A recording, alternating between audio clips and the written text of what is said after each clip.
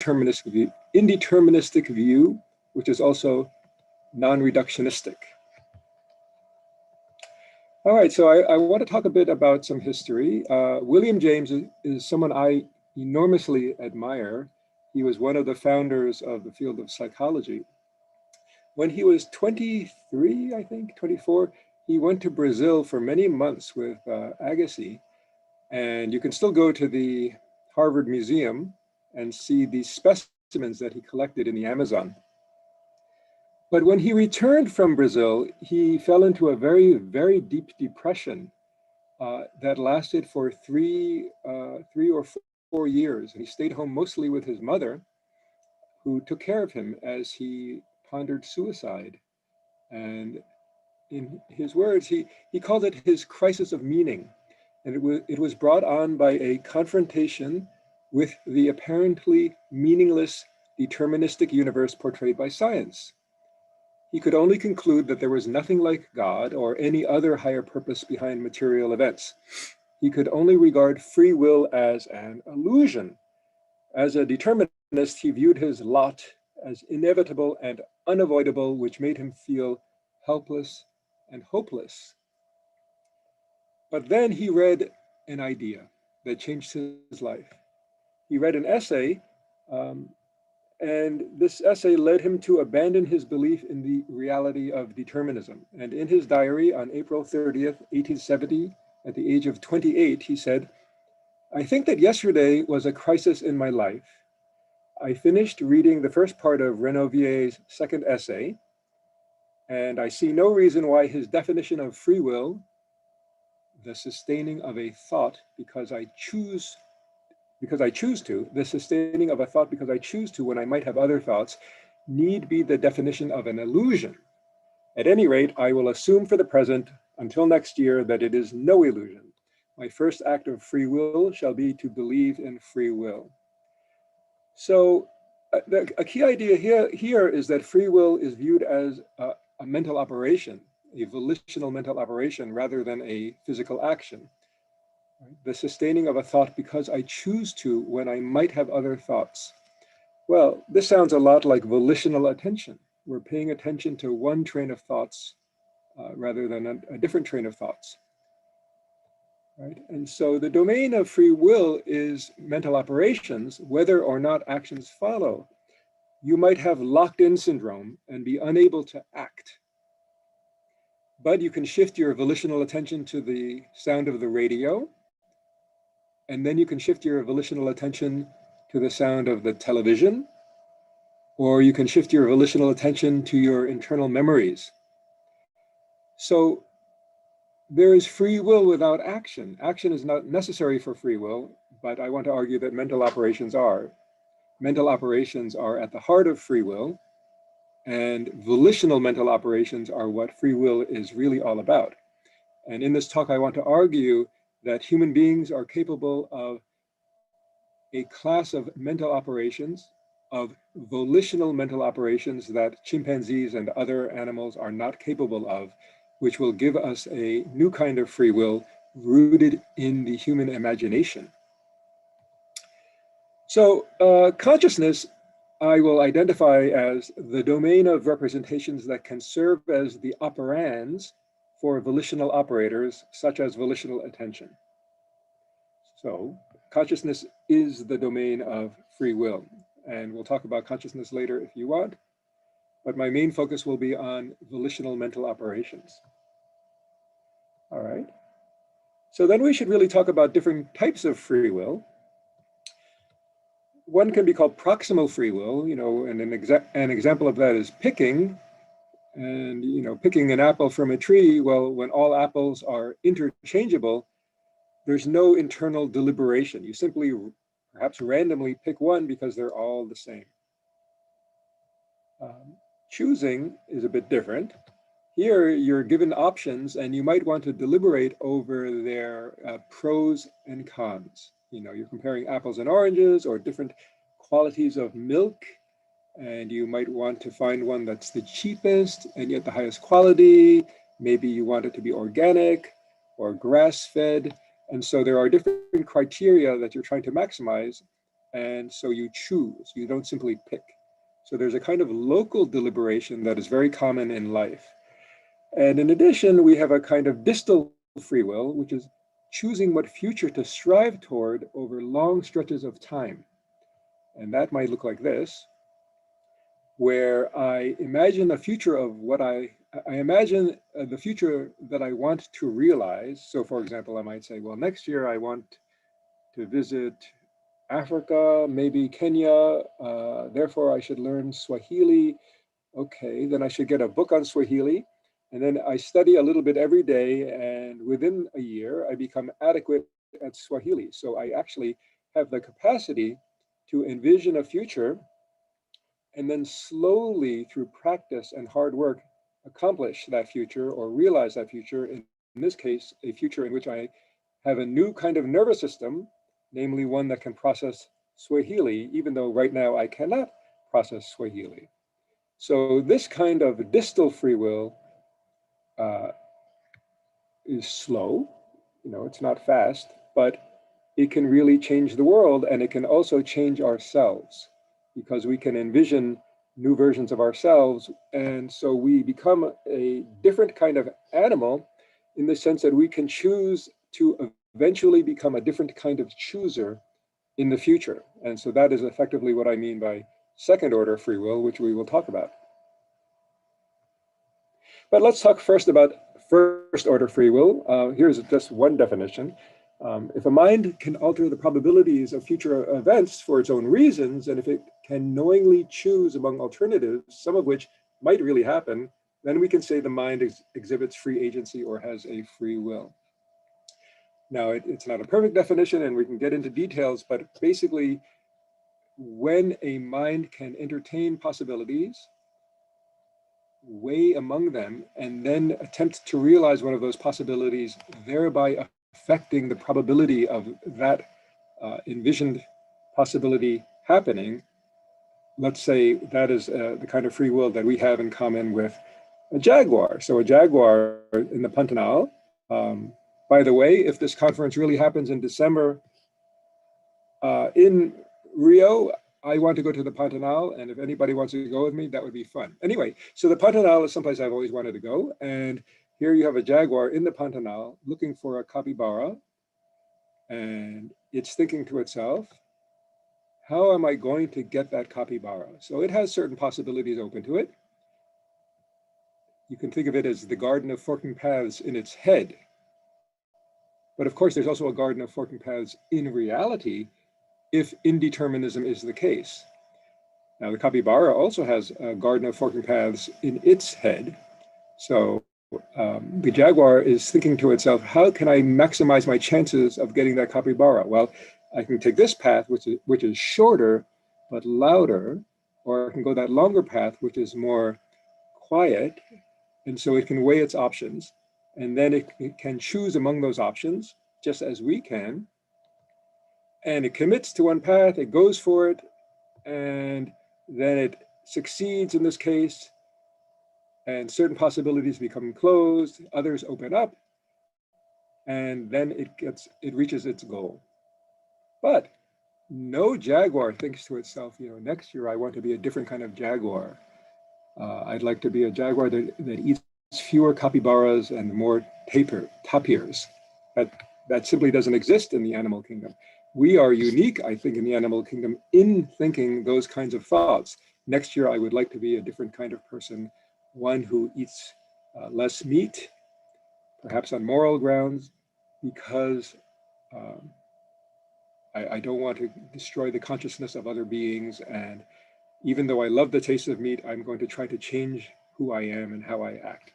So, human beings are much less constrained by instinct than, say, a jaguar. And therefore, we have a different kind of free will. We have this kind of free will, which allows us to choose, but we also have a kind of distal free will that allows us to choose to become a new kind of chooser. Okay, so even a jaguar, though, has a kind of imagination, right? It's entertaining different possibilities.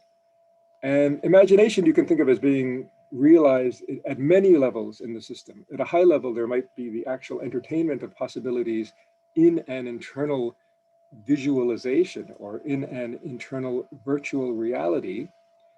But even lower level predictive coding, which is thought to be very common to almost all aspects of cognition and motoric action, can be thought of as a kind of entertainment of possibility, some of which is conscious, some of which is not conscious.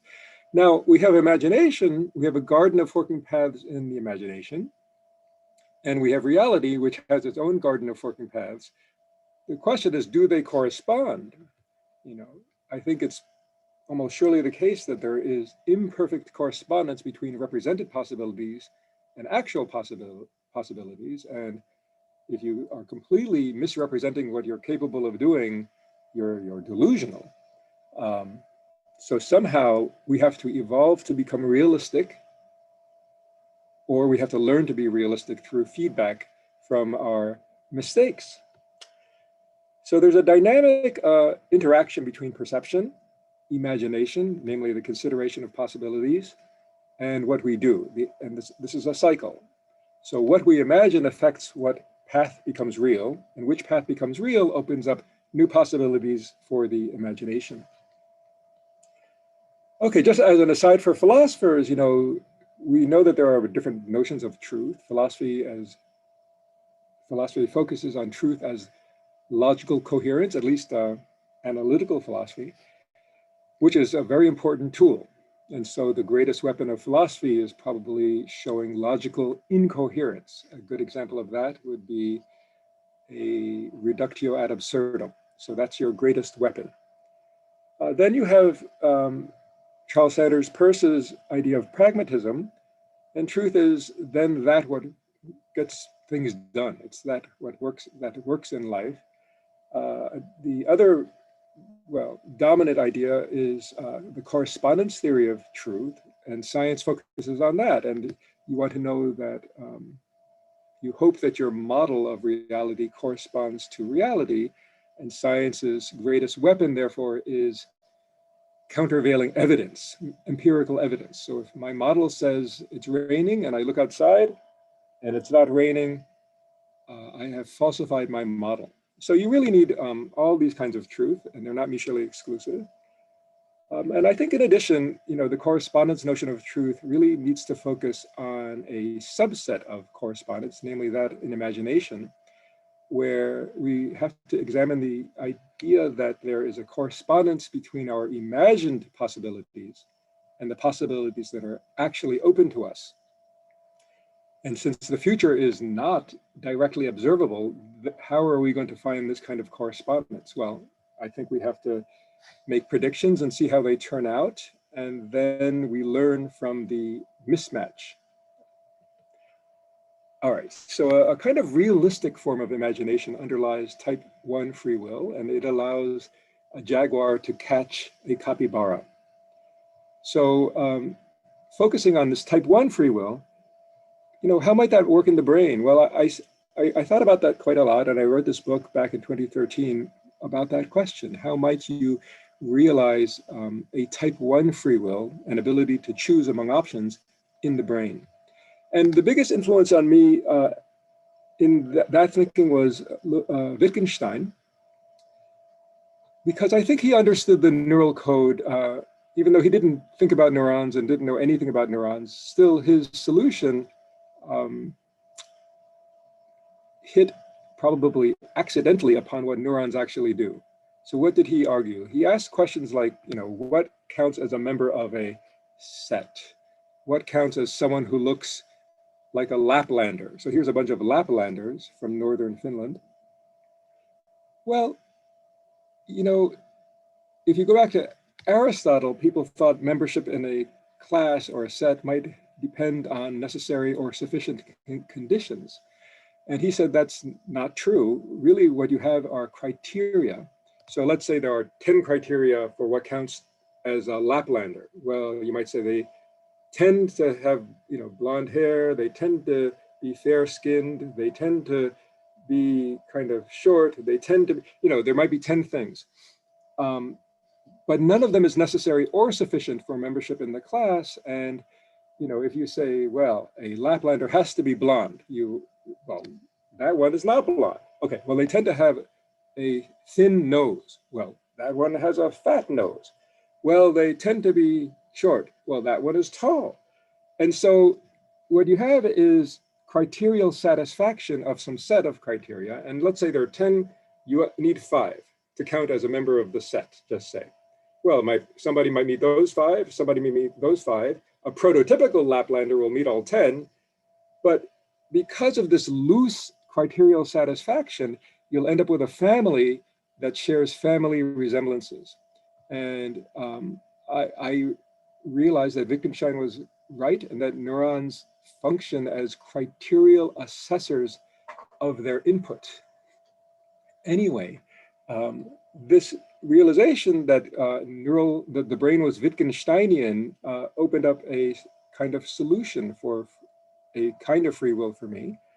I realized that classical causation, Newtonian causation, really can't account for the highly nonlinear causation going on in the brain, right? So under Newton, you have a billiard ball A, it hits billiard ball B, and billiard ball B has to respond according to the laws of deterministic Newtonian physics. B has no say in the matter. It's given solely by the momentum, positioning, velocity of A, and so forth.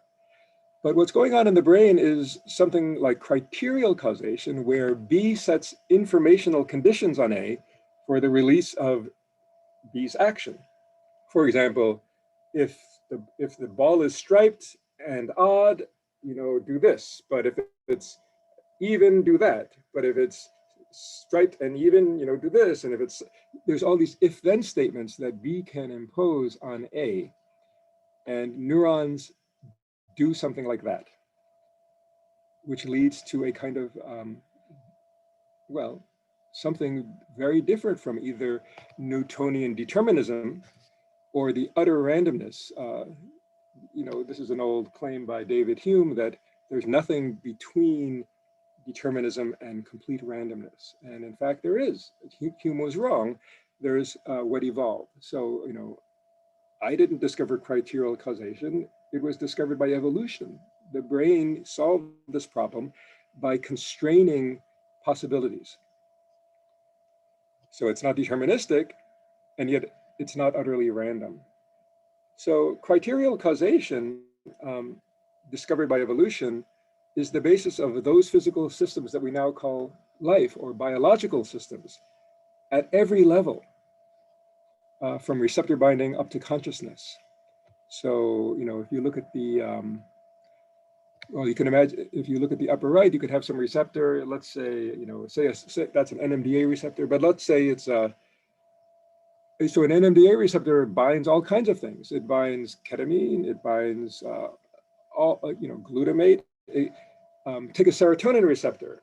Well, only a little part of a binding molecule has to bind to the receptor.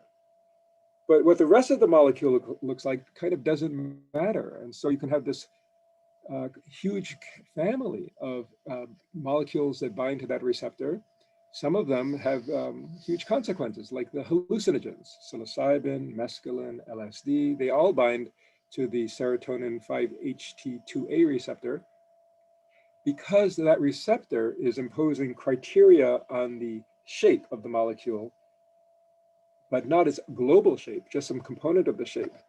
And so I think what biology did, what life discovered through evolution, is to bring into causation relationships, spatial relationships, so shape, temporal relationships, like coincidence. So neurons effectively are coincidence detectors, and they say, well, if I get, say, 5 inputs at the same time within some small window of, say, 25 milliseconds, I will fire. Otherwise, I won't fire. So causation based upon the phase relationships of energy are really kind of a new thing. I think biology really discovered something new, and yet is still a physical system. All right. But let's just do a concrete example. If I give you the problem, think of someone with red hair, you'll think of somebody, it might be one of these people. we're all faced in life with criteria that we want to fulfill. So let's say I'm looking for a woman. Well, what are my criteria? I want her to be intelligent and kind and funny and moral and healthy, normal things. I don't think I'm different from most people. And this sort of precludes me from, marrying a tree or a goldfish or a cloud. But it doesn't limit me to marrying just a single individual, because there's many, many ways to meet those criteria. And of course I have to have a threshold, or maybe I'll have a kind of conservative threshold, but if it gets too high, nobody might meet my criteria and I'll be stuck alone. I might lower my threshold, But because of this criterial causation at every level of life, including our own life, contingency is everywhere in our life. Why did you marry that person versus somebody else? Well, that might come down to chance. For example, you turned left that day instead of right, and had you turned right, you would never have met them. But that doesn't mean that it's so contingent that you might have ended up marrying a cloud or a horse. So, we have these criteria, some of which are innate.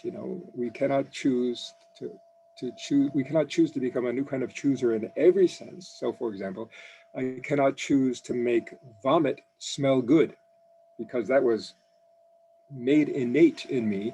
Any ancestor of mine who could volitionally choose to make vomit smell good probably got weeded out and got sick and died.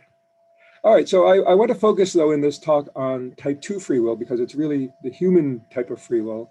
The ultimate expression of this is our ability to choose to become a new kind of chooser in the distal future, but really it plays out in all of this distal free will, where we envision a future and then work toward it. And I want to argue that this kind of distal free will was really rooted in a change in our capacity to carry out volitional operations, largely in consciousness, that we call the imagination. And because of those changes in the capacity to carry out certain kinds of mental operations, we could imagine things that a chimpanzee cannot imagine, which allowed us then to later do things like, make an umbrella or build an airplane. All right, so I want to focus now on the types of mental operations that we have. Well, we kind of need a taxonomy of mental operations. Some are unconscious. I'm going to focus right now on pre-conscious bottom-up operations that go into the construction of consciousness. Here's an example. So the two white arrows point to colors which are identical in the image, and yet in your consciousness are different. And I can prove that to you by moving that little bit over. And now you can see they're identical, but if I move it back, you cannot help but see the one on the left as blue and the other on the right as pink. And that is because your consciousness is the result of lots of preconscious, unconscious operations that try to recover the structure of the world, in particular, what is intrinsically true about the world. So what is intrinsically true about the world? Well, for example, a cat that is intrinsically white, it has white hair.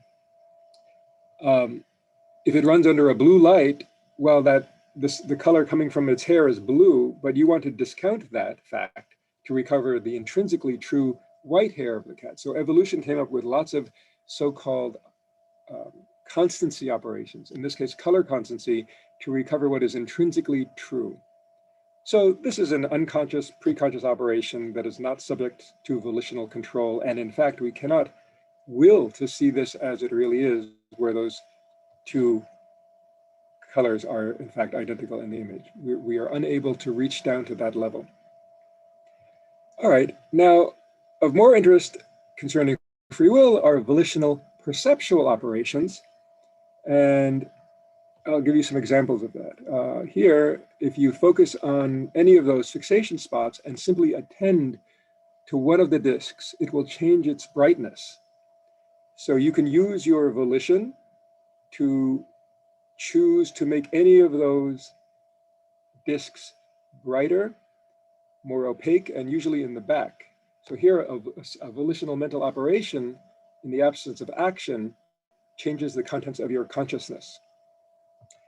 You can do the same thing with color. If you fixate the center and attend to, say, the yellow rectangle, it will look like a blue transparent layer on top of an opaque yellow rectangle. And if you instead attend to the blue layer, you'll see blue behind yellow, and the yellow will become transparent, even though the gray in the middle is always identical. This is another example of volitional control of the contents of your consciousness. Here's a nice example. I want you to first notice that on the right, it's empty. Now fixate the little dot on the left. And I'm going to talk for about 30 seconds, and I want you to continue to fixate. What you're doing is creating an after image. Now, don't do it yet, but in about 20 seconds, I will ask you to shift your attention, shift your eyes to the one on the right. Don't do it yet. And once you do it, I want you to volitionally attend to either the vertical rectangle or the horizontal rectangle. And whichever rectangle you volitionally choose to attend, this will change your after image. So if you attend to the vertical rectangle, you will see vertical after images. And if you attend to the horizontal rectangle, you'll see horizontal after images. Please shift your eyes to the right and use your own volition to change the after image that you are conscious of. So this is another example of volitional control of the operations that lead to your consciousness. Here's yet another example. So this is, something called apparent motion quartets, and you can see this as vertical or horizontal motion. And let's say you see horizontal now. Well, you can force it to become vertical by covering, say, the two on the left. Or you can force it to be horizontal by covering the two on the top. Now, what's interesting is that people can volitionally choose to see one or the other to some degree. In fact, it can get better with practice. So what we did is we asked the question, first, can people volitionally control their consciousness to choose to see vertical or choose to see horizontal? The answer was yes. But then we got into the question of the timing of this. So we made this very small, basically like 1 degree around fixation. And we had some catch trials in which we forced people to see horizontal or vertical, and we only analyzed the data of people who were honest. And then what we did is we played a tone. So we could play a tone, say a high tone, boop, means try to see it going vertically when it changes.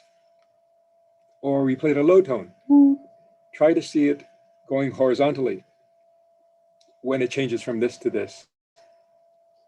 So what's interesting is that we can play this tone after time 0. So time 0 is the time of the switch from this to this. So if we play the tone at minus 600 milliseconds, so half a second or so before the event, people are, I'm sorry, so there are 2 stages to the experiment. First, they did not understand the meaning of the tones, and they were, of course, at chance. So as you see, this is chance. But then we told them the meaning of the tones, and we played those tones at different temporal offsets relative to the event, from this to this. So sometimes the tone was before the event, but even sometimes the tone was after the event. Can you volitionally affect what you are going to see even after it has happened in the world? And the answer is surprisingly yes. So this is a lot of subjects, about 80 subjects. So even if the tone happens here about 150 milliseconds after the event, people were able to volitionally control the motion that they saw. So the reviewers, when they got this, said, we don't believe this. This looks like backward causation in time. This is impossible. So they made us do it again with different subjects. And we did. So again, before they knew what it meant. And then afterwards, this time we went out even as far as about 300 milliseconds. There was some ability to affect what you would see. Now, this is very interesting because it implies the existence of a preconscious buffer, or like a sandbox, that compares events over about 300 milliseconds before a decision is made about what happened in the world. which we then consciously experience. And volition can top-down bias these unconscious processes. So it has many implications. One is that consciousness is delayed relative to events in the world, but we knew that. But I think what we didn't know is that the degree to which volition can go down into that sandbox and affect the outcome such that we will consciously experience what we will to experience. So I won't get into the details, but there are lots of ways this might work in terms of top-down influences in the brain. And I'm happy to talk about that in the discussion period if people want. All right, so finally, I want to talk about volitional virtual mental operations, those happening in our imagination or working memory. And this really gets us into the issue of the imagination. So what is imagination? So let's just get some examples. You know, imagine an egg with wings flying around the Statue of Liberty, who is holding an ice cream cone instead of a torch. Okay, so you have to download from your memory an egg, wings. You have an egg with wings. You put the wings on the egg. You download ice cream. You download the Statue of Liberty, and then you carry out all these operations that allow you to put a egg with wings going around the Statue of Liberty. But there's not just representations like an egg. There are also operations like attaching the wings to the eggs, replacing the torch with an ice cream cone, combining things. And then if you do it, you can eventually create a kind of representation. So there's many representations, right? An egg, wings, Statue of Liberty, ice cream. There's multiple operations. We have to attach the wings, replace the torch with ice cream, and so forth. So we can think of the representations as a sort of noun of the mind. There are nouns of the mind, objects, things, places, scenes, faces, but there are also verbs of the mind. And so mental operations are the verbs of the mind, and they have been highly neglected in cognitive psychology and neuroscience. It's really an open frontier, but I want to argue that free will is really the domain of these volitional verbs of the mind, mental operations. Let me just say as an aside for the many philosophers here that philosophy is also obsessed with the issue of possibility, and I don't just mean counterfactuals, but possible worlds. What is it like to be a bat? You know, what if everyone did that? What are the likely consequences of an action? So a lot of philosophizing focuses also on possibility and I think imagination. All right. So here's another example of imagination in the real world. So we take a random person and they imagine, okay, let's say they're sick and tired of COVID and the lockdowns and they want to have people over for dinner. And okay, here's my constraints. I've got, 6 chairs. All right, okay, that might be dinner. Let's say I could invite these people. Oh, but I want half men, half women, but he hurt Sheila. He's a jerk anyway. I never liked him. He's out of there. Who could I replace him with? Well, how about Dr. Singh from the chemistry department? He's a bit eccentric, but maybe Sheila would like him. So let's put him in. All right. Oh no, but he's vegetarian. Okay, let's see. What could I make that's vegetarian? I could make falafel, but actually I don't know how to make falafel, so forget that. I could make spinach lasagna. Okay, I know how to make that. Okay, what are the ingredients that I have? Oh, I have that and that and that. Oh, but I don't have spinach. Okay, so I have to go to the supermarket to get spinach. Which supermarket should I go to? Oh, that one's closer, but the other one is better. Okay, where's my car? Where's my keys? And then you go to get the spinach.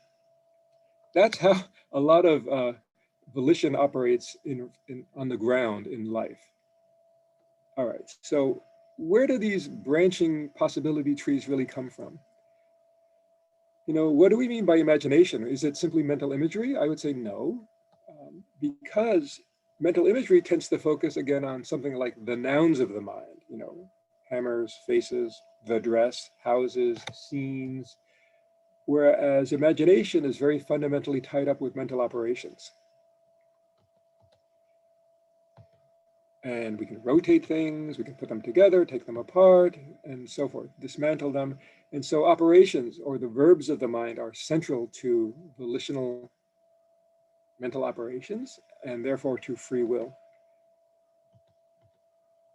So I'll define imagination as operations over operands in an internal mental workspace or virtual reality.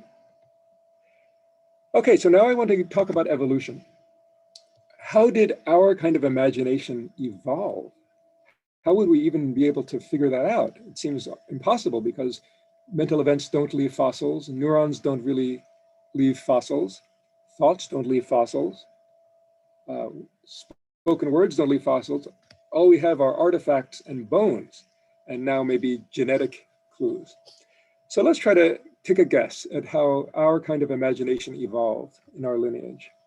Well, here's Matsuzawa with one of his chimpanzees in Japan.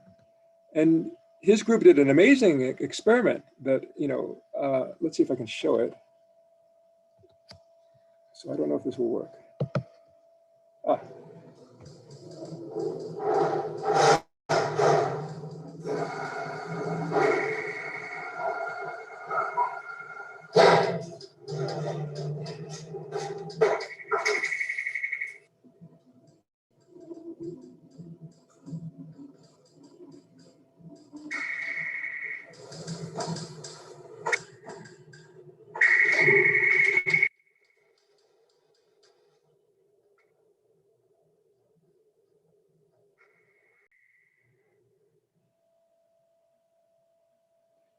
All right, so I'll stop it there because you get the idea. Hold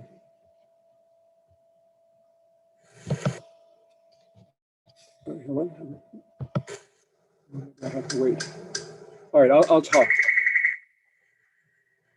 So here the chimpanzee is performing much better than a human being, right? So it is not a matter of the amount of working memory. It's not working memory capacity that makes our imagination so much more powerful than that of a chimp.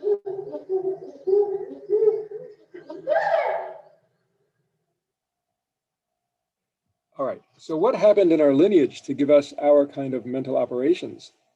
Again, it's not an issue of amount of working memory. I think chimps clearly have in some ways more working memory capacity than we do. I think humans would perform terribly on that task. Something happened in our lineage. And if you look at our lineage, well, we probably diverged from the chimps 6 to 7 million years ago. Nobody knows for sure. And if you look at even a brain case from, say, 4 million years ago, an Australopithecine brain and Australopithecine skull, it was very similar to a chimpanzee skull in terms of brain volume, about 350 cubic centimeters. But our brains clearly got bigger. And something happened to neural circuitry that allowed us to have a new kind of set of mental operations. So, in our lineage, it's really quite bushy. The Australopithecines were bipedal, and that might even have originated very early. Here's a picture of the last couple of million years. One idea is that the jungles of East Africa that were a lot like the jungles of West Africa dried up starting about 6 million years ago, which forced those chimpanzees to exist on a savanna. And this led to bipedality, and it did not, however, lead to bigger brains. Okay, but about 4 million years ago with Afarensis, 3 million years ago Africanus. Boise, Paranthropus boise was not an ancestor of ours. It was sort of a big chomping machine. 2.2 million years ago, Homo habilis. People used to think when I was in grad school that Homo habilis was the first to make tools. That's not true anymore. Homo erectus about 1.8 million years ago. This species is definitely our ancestor, and erectus lives, pretty much more or less unchanged for 1 million years. Let's say 700,000 years ago, Homo heidelbergensis, which then gives rise to the Neanderthals, say 400,000 years ago, our species eventually as well. and then the mysterious Denisovans. And then we all descend from, you know, Homo sapiens sapiens, and we probably played a role in wiping out, or at least swamping out, the other extant members of our genus, Homo. But still, there's quite a bit of diversity alive in us today, and it's pretty clear now that the Neanderthals and the Denisovans mated with us, and that we are the inheritors of all these lineages.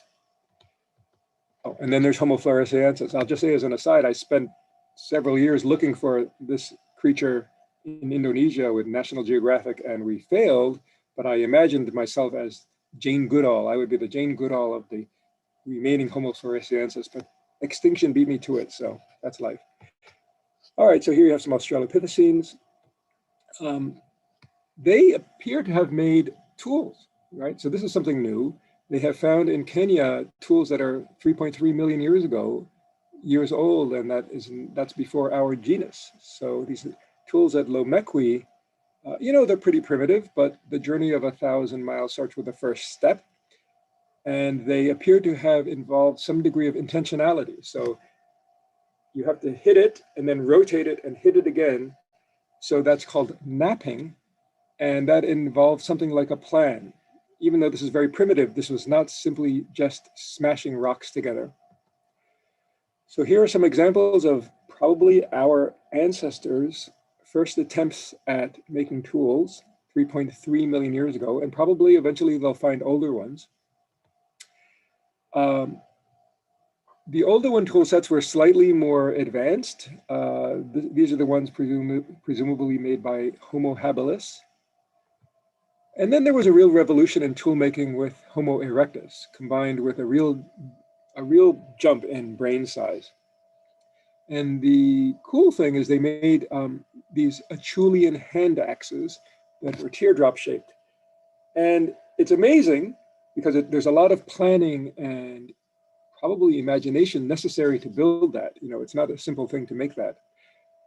But the mystery is that Acheulean hand axe hardly changed for 1 million years. You know, they had a good idea and they stuck with it. And it's almost like, here's their likely range. It's almost like they were like bowerbirds. It's almost like they had a template in their head for this Acheulean hand axe. So what's really strange from the point of view of the evolution of imagination is how non-innovative they were. They might have actually been like bowerbirds. Okay, so there's a Homo erectus endocast, brain endocast, and a modern human one. So you can see our brains are bigger.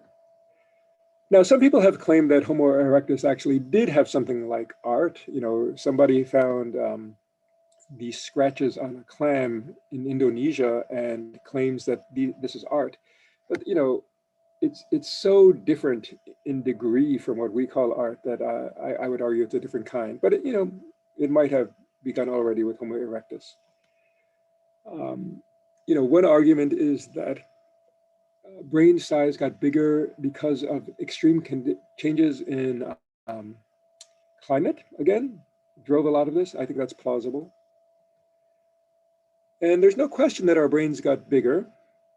And in fact, Neanderthal brains were a good bit bigger than ours, sometimes 10% bigger than our own. And yet, if you look at the tool set of the Mousterian tool set of Neanderthals, what's also surprising about it is how non-innovative they were. You know, over tens and tens of thousands of years, their tool set hardly changed, even though it was much more advanced than the Acheulean tool set or hand axe of the Homo erectus ancestor. Now, some people again have argued that Neanderthals made art. I don't know if Neanderthals actually made this. I think this is in Gibraltar. Could be that some of our ancestors made it. Now, this really is likely to be made by Neanderthals because it's in France in a cave, and it's 177,000 years ago. Somebody took all the stalactites and made big circles out of them. So I think it's very possible that Neanderthals were more like us than we think. And there's been recent evidence that they made string. So they found some twine made by Neanderthals, presumably. Now, our ancestors emerged in Africa from a Homo heidelbergensis-like ancestor. Now, initially, they thought these skulls were Neanderthals, but they have now been um, categorized as the earliest example of our species in Morocco, at a place called Jebel and our species then expanded from Africa into the rest of the world, probably only as recently as 70,000 years ago. Now here's a reconstruction of the Jebel Irhoud person or skull. There's no way to know for sure what the soft tissue looked like or the skin color or the hair, so these are all guesses. And their tools were not substantially different than or better than the Mousterian tool set.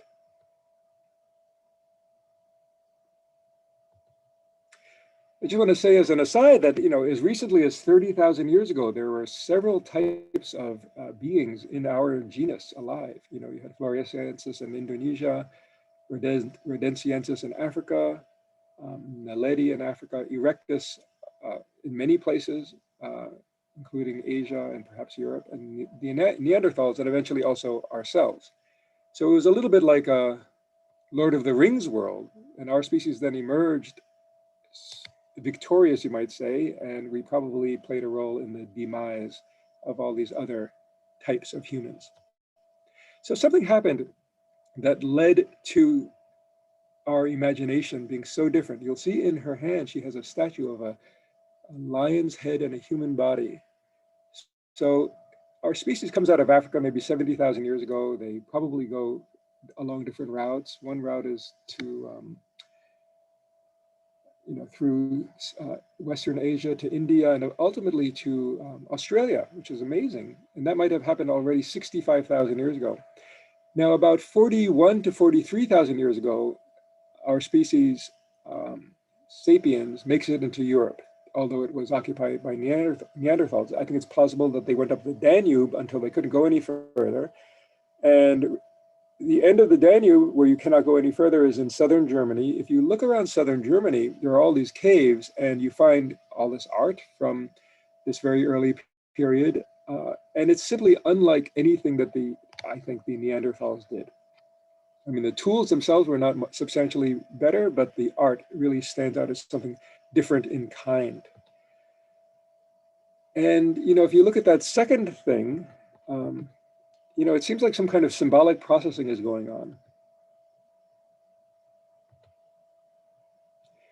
And I really like this so-called lion man or Löwenmensch from Germany, which might be as old as 40,000 years old, but is probably for sure older than 30,000 years old. So something is going on in sapiens' brains that seems to be different in kind. Something symbolic, something potentially abstract, something that gave rise to the possibility of art and even music. But, our kinds of brains didn't originate in Europe. Our species moved into Europe. It began all in Africa. And already in the Blombos cave of South Africa, you have 77,000 years ago, something that looks either symbolic or artistic emerging. You have the first evidence in the artifact record of jewelry. Now, jewelry is very interesting because you're using your own body as a symbol to represent certain kinds of intent. And these are quite old. So already about 75,000 years ago, our kinds of minds have emerged. This might be even older than that. This is a bone artifact from the Congo. And you can see there's a lot of intention that goes into the making of that artifact. And quite interestingly, there don't seem to be many bone tools from all the other kinds of humans. At least they haven't been found. Our species seems to be among the first to fashion things out of something more than rock and wood. All right, and then, there are claims that, say that pebble from Israel 250 odd thousand years ago was the first art, and I don't know. But if you look at the Upper Paleolithic art from Europe in this case, it's just different it's so different in degree to be different in kind. So the question is, what happened in our brains to afford the creation of that kind of art? and musical instruments emerge at the same time. And, you know, there's no way to know what these things are. Like, was it something to do with women, obviously? Was it Pleistocene porno, or was it simple art, or was it a goddess cult? I think we will never know. But we do know that these things are new. They are emerging with our species. So I especially like the Lervenmensch because, you know, there are no lion-headed people in the world. So before the person carved this, who carved it 30 or 40,000 years ago in a cave in Europe, very likely our ancestors, they had to download a lion from their memory. They had to download a human body. They had to stick them together. So there's a mental operation. And only then did they commit the action of making it. And if you look at the art, you know, there's a lot of these kinds of imaginary beings that could not have been copied. They had to be constructed in our imagination. So really the question is, what kind of mental operations could create this kind of thing? You know, and I want to argue that these volitional mental operations are the same that lead ultimately to great art, great literature, great science. So something happened, you know, there you have a Homo erectus in front of a Homo heidelbergensis in front of a Neanderthal. And here our species is looking at a Neanderthal in the mirror, and you can see how big our forehead has become relative to that of our ancestors. And the skull conforms itself to the brain.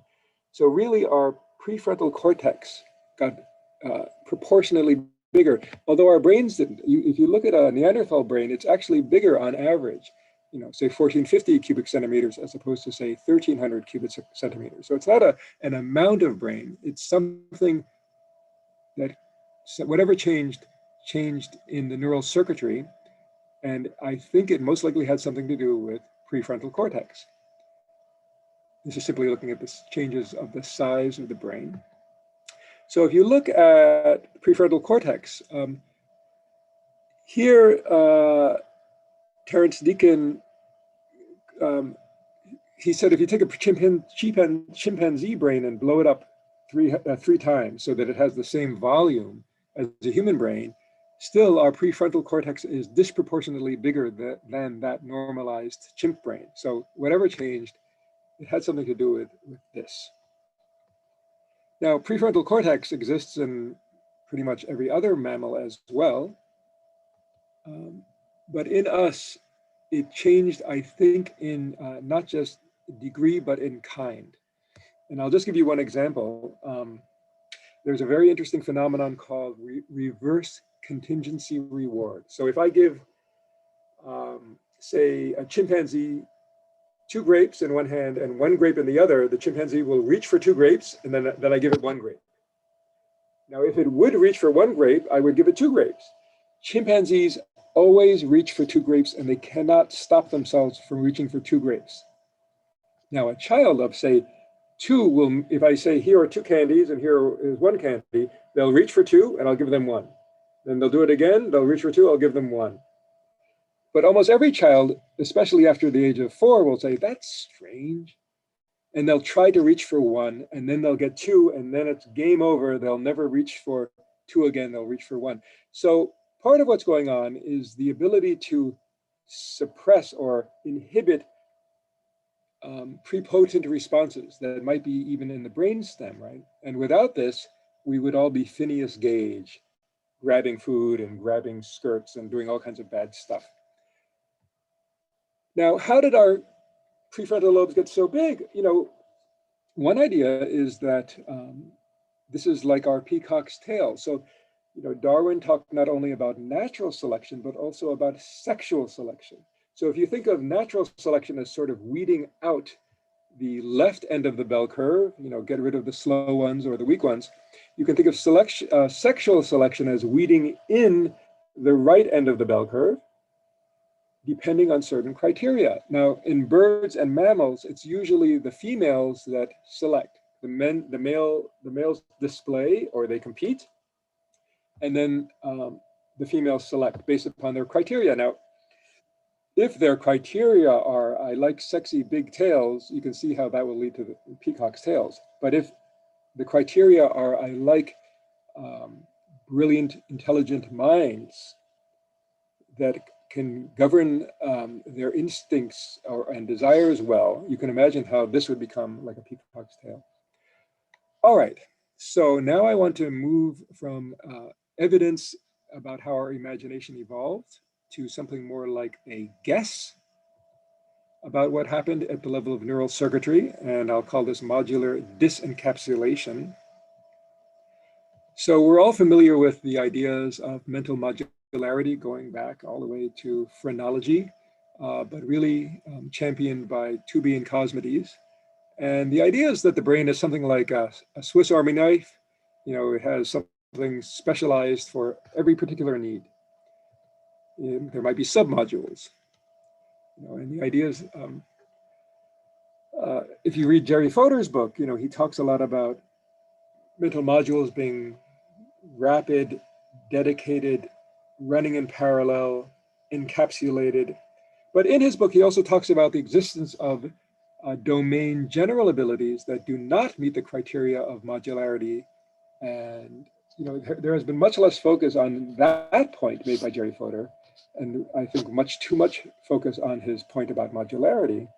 But you know, one example of a super modular process would be volitional attention. So you can choose to attend to your memory of your mother, or you can choose to attend to the feeling of your foot in your shoe, and so forth. So it's a domain general operator that can move between modules. And you know, reasoning might be another example of this central process, and it has the opposite properties of a module. It's not fast, it's slow. It's not parallel, it's serial. It's not encapsulated, it's domain general. Okay, so this takes us to the ideas of Anne Treisman and her husband, Danny Kahneman. You know, so what do we mean by a central operator such as volitional attention? Well, they said it's something like an object file, and they defined an object file as a kind of representation in working memory in which you put information, you know. So let's say, you know, when I was a boy, we still had black and white TV, and you know, Superman would fly, and people would say, "Oh, it's a bird, it's a plane, it's Superman," right? So it's a bird, okay, well no, then it's a plane, and then it's Superman, right? So everything changes. The location changes, the name changes, the features change. The only thing that is constant across all of those events is that attention is locked onto that object moving and trying to identify it.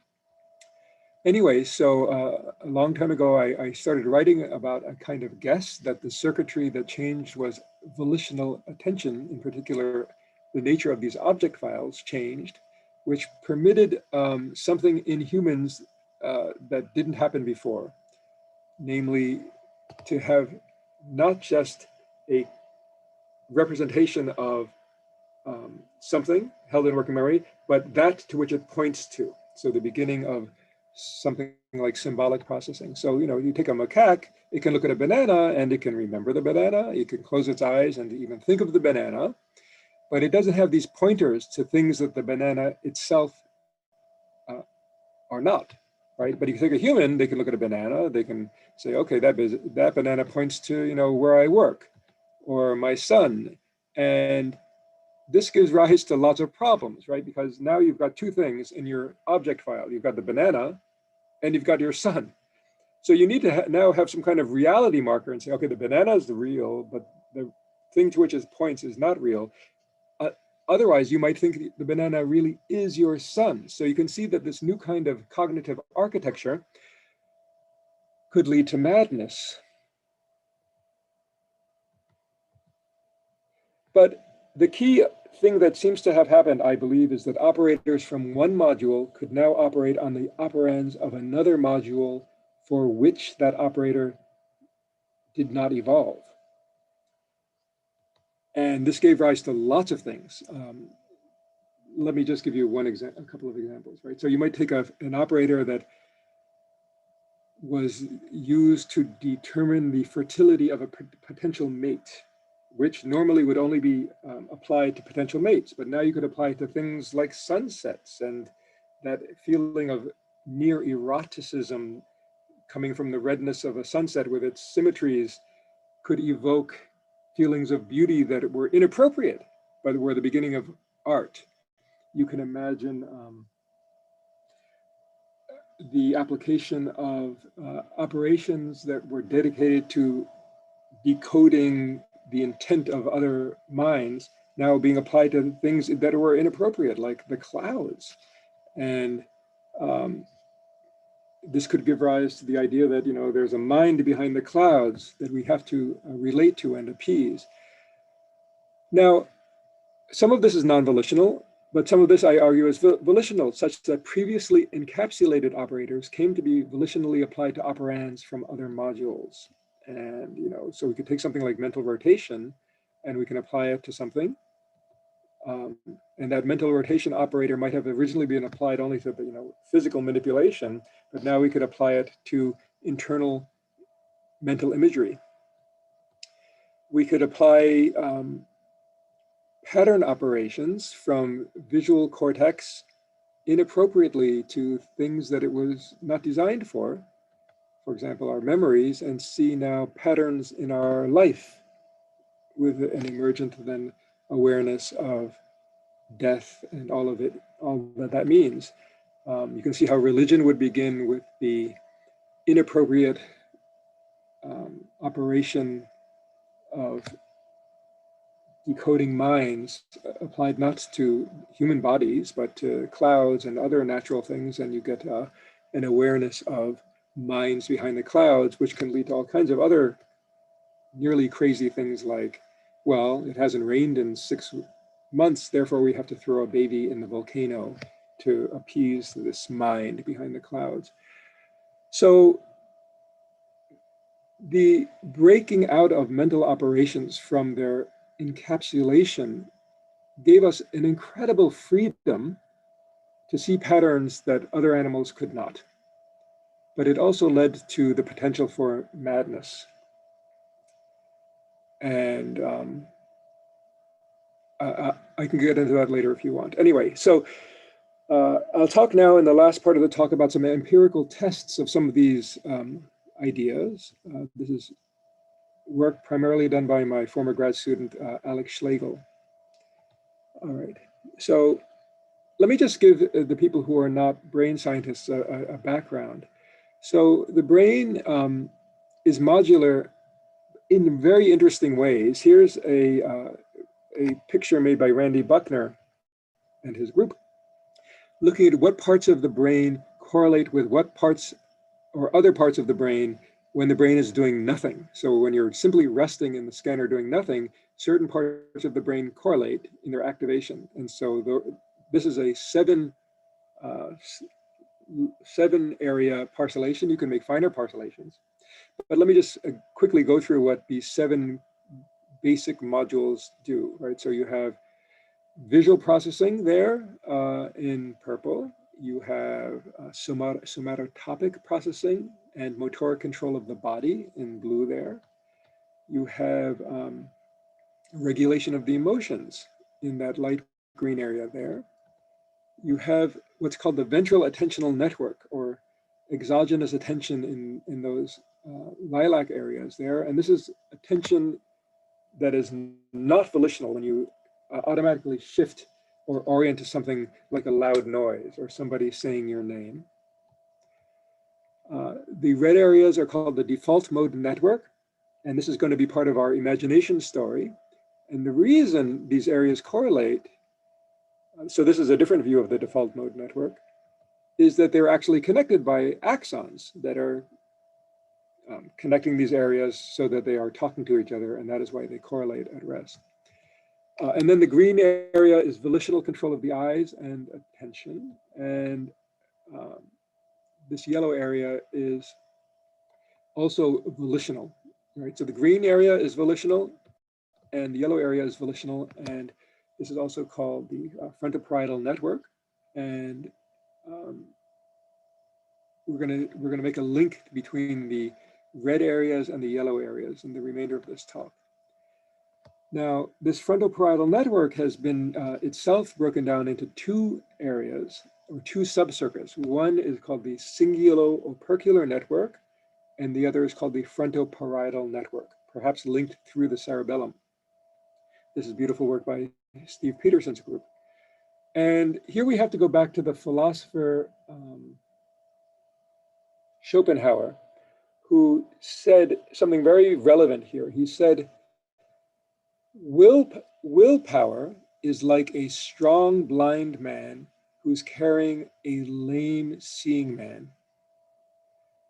And I would argue that the seeing man is like the frontoparietal network. It comes up with plans. It can see the future, but it has no ability to implement those plans.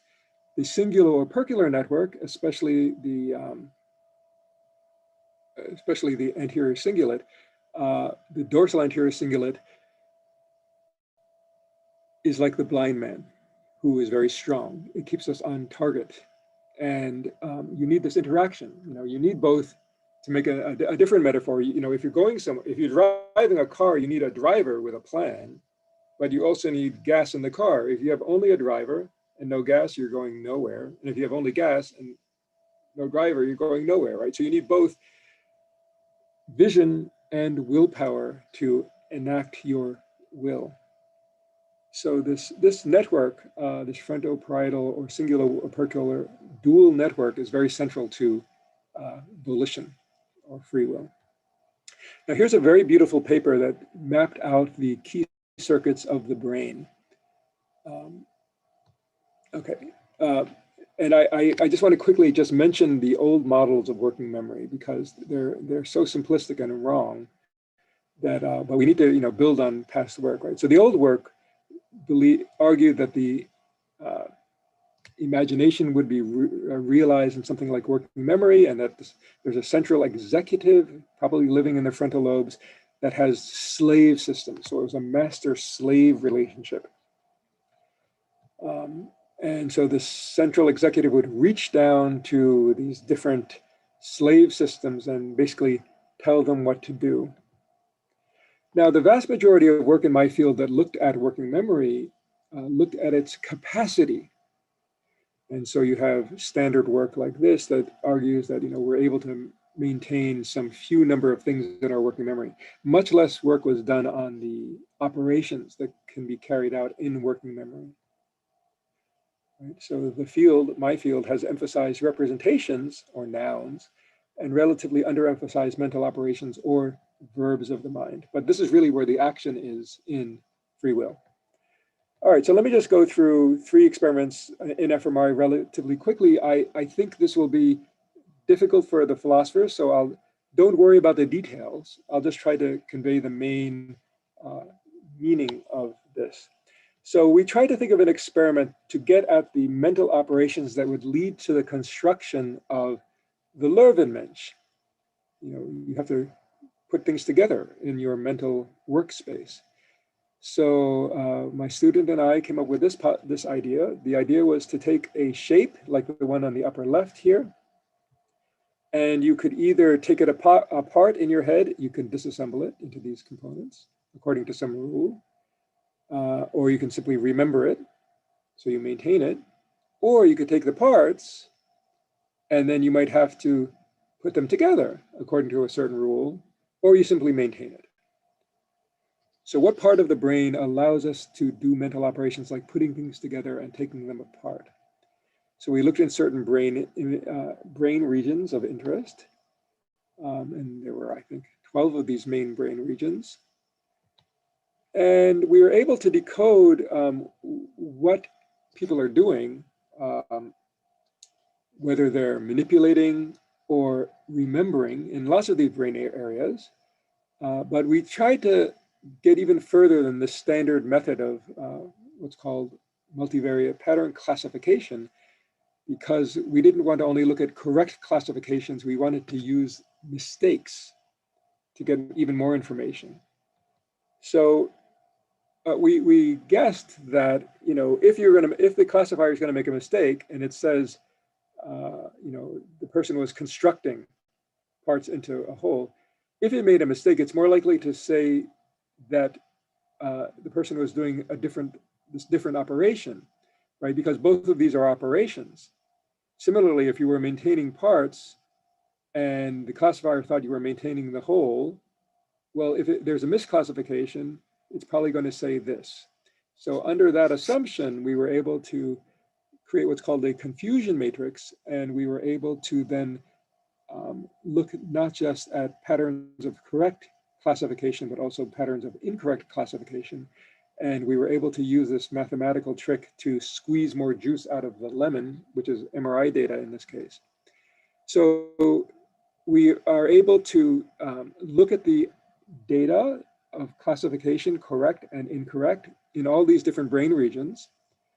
And then this is the interesting part. We're able to create different types of mistakes or different parts of this operation. So in the beginning, if the input here is identical, whether I take them apart or I remember them. So this would be the pattern for the input, what is most similar. But when I'm operating on it, well, then when I'm operating on it, then I would think that this operation is more similar to this operation and so forth. So you get this pattern of confusion or confusion matrix. And then on the output, well, if I started here and ended up here, or started here and ended up here, I still ended up here. So the output has a different similarity structure, and we're able to correlate then patterns of mistakes and correct classifications across these different brain areas to see whether we can catch the brain carrying out these operations over time. And because these were difficult operations, we found that for certain brain areas, namely this occipital cortex, posterior parietal cortex, dorsolateral prefrontal cortex, and the precuneus, that we could see a peak first in input and then in the operation and then in the output. So it seems that the mental operation of putting things together and taking them apart is especially happening in these areas. And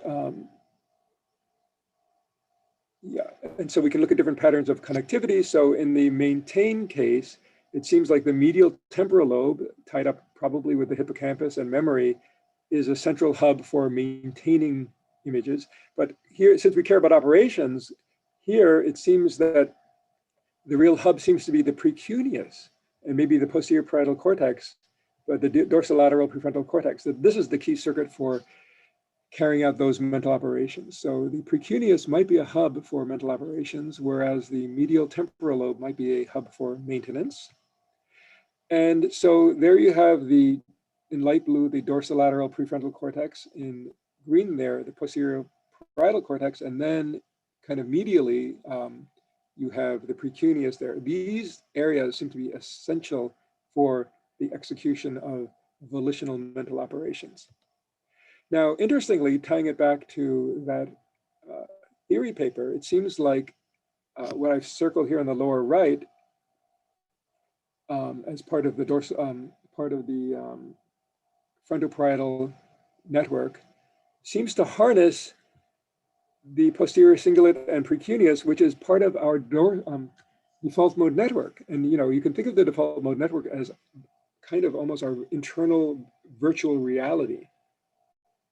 And so even though it used to be that people thought of the default mode network as anti-correlated with the frontal parietal network, so either we're attending internally or attending externally, it's actually not so simple, because in the case of volitional control of our internal visualizations, you have this volitional circuitry up here, the LPFC, posterior parietal, seems to harness our internal virtual reality machinery. And this fits very nicely into the theory of those authors, where the frontal parietal control network harnesses the default mode network for virtual volitional operations in our internal virtual reality. All right. So in summary, for experiment 1, there's a brain-wide network for manipulating mental images, and we can track the processing in the working memory core as it unfolds. And the connectivity profile depends on the mental operation in particular. So we're, I think, capturing volitional imagination on the fly as it is being executed in the brain. And so we're able to say where it's happening in the brain and to some degree how. That you have circuitry dedicated for volitional processing, probably initially of the body in the world, but now harnessing the internal visualization circuitry of the default mode network. All right, I'll go to the second experiment now. So here we looked at mental rotation as our mental operation. And going way back to the 70s, people have shown that the time it takes to mentally rotate from here to here is less than the time it takes to mentally rotate from here to here, as if we're actually executing something like a physical rotation in the world, but now inside of our internal virtual reality of our imagination. And before us, people like Koslin have found, for example, brain areas associated with mental imagery. So mental rotation over mental imagery. And I think interestingly, Steve Koslin found that motor cortex is active during mental imagery. And I'm going to return to that. I think it's a very important finding. All right, so we followed the same strategy. You know, can we look for areas that seem to be involved with mental rotation, this way versus this way versus this way versus this way, versus areas involved with shape processing, and we can carry out an experiment where there's a code that says you're going to use this shape and you're going to rotate it this way. And people can do that, and then they get paid. And so we're able to decode what they're doing, both the shape that they're seeing and the direction of rotation very well across lots of brain areas. But what we really were after was a kind of different question. First, is it possible to create a decoder in one brain area and use it to decode in a different brain area? So this is a kind of technical trick. It's a difficult technical trick because brain areas have different numbers of voxels. So how do you compare a representation in one brain area to a representation in a different brain area? Well, it's a bit of a mathematical trick. So we have to put everybody into the same Procrustes bed. So you convert the pattern in some brain area like the precuneus and a different brain area like the posterior parietal cortex, and you put them into principal component space. You take the top 50, so now everybody has the same dimensionality. You arrange them, and now you can create a decoder in one brain area to decode in a different brain area. You could also do this across brains if you wanted. So we're able to decode a representation of shape that it emerges in posterior parietal cortex and decode that in precuneus. But it didn't work very well for operations. So it's almost like shapes were represented in kind of a global way, but the operations were local to their area or circuitry. So, the upshot of this is that we could decode shapes across brain areas, but operations not so well. So we then pushed it further and said, okay, well, the method of multivariate pattern classification does not really care about what it's looking at. So let's look now, instead of bold signal activations from fMRI, let's look at patterns of causation using a thing called Granger causality mapping, which I won't get into, but basically, can we look at what areas are causing what other areas later to respond?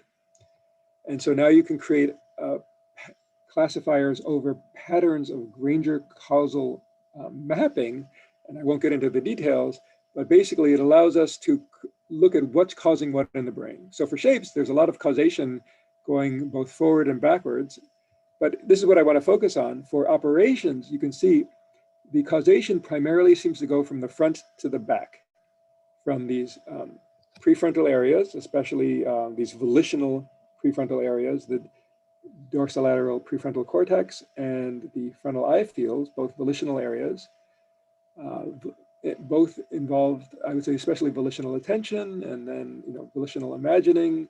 They feed back to these areas involved with shape and vision, which then might itself then feed forward. So we were able to look at the flow of information in the brain. All right, so let me summarize that experiment too.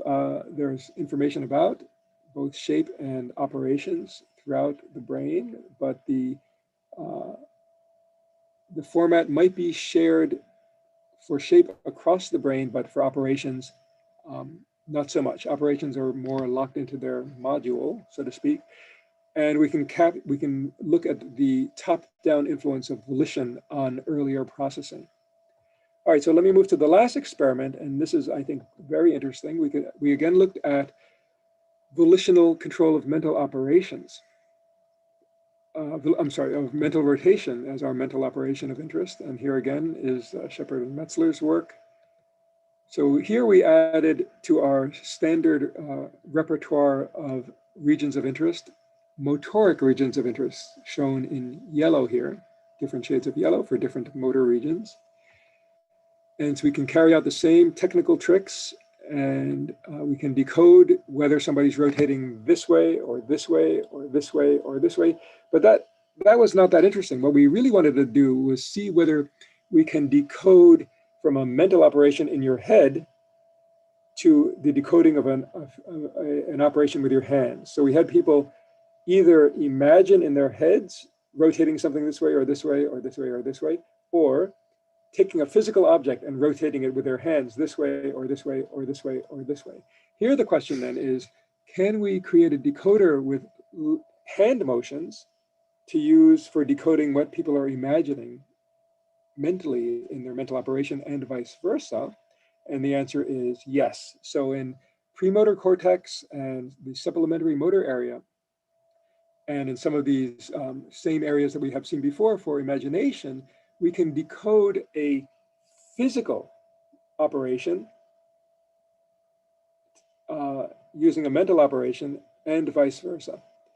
So this really suggests to me that the idea of embodied cognition is to some degree correct, that we are applying operations that we use when we manipulate our body. We're using that same operation on our internal virtual reality, using our internal virtual body. Now, this has important implications, I think, for life. You know, for one thing, it means that children need to be outside playing and using their bodies if they want to have a rich imagination later in life. All right, and so we're running out of time. But basically, you know, there's a lot of cross-classification possible. So yes, there's information about mental rotations throughout the motor network, but the motor network becomes integrated into the mental workspace in a way that allows operators that are evolved for volitional control of the body to volitionally control internal virtual bodies and internal virtual reality, such that we can manipulate things. We can put them together, take them apart, rotate them, and so forth in our imagination. So now let me move on to the conclusions of this set of ideas. Okay, well, locally, the conclusions are that the old ideas about imagination and the mental workspace or the working memory are just simply too simplistic. You know, it's not a master and a slave. It's something more like this, where there are mental operations that can operate within brain areas and feed their outputs to other brain areas and so forth. So one idea is that previously encapsulated operators can be volitionally applied to operands from other modules.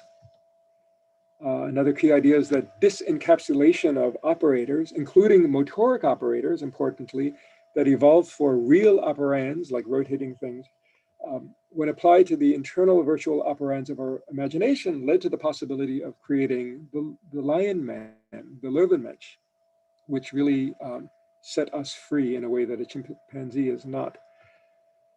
And very central to all of these volitional mental operations is the top-down control by the frontal parietal control network of the internal simulation circuitry of the default mode network. I really think that this is key to volitional imagination, and that this set of operations really set us free and ultimately gave us a second order free will.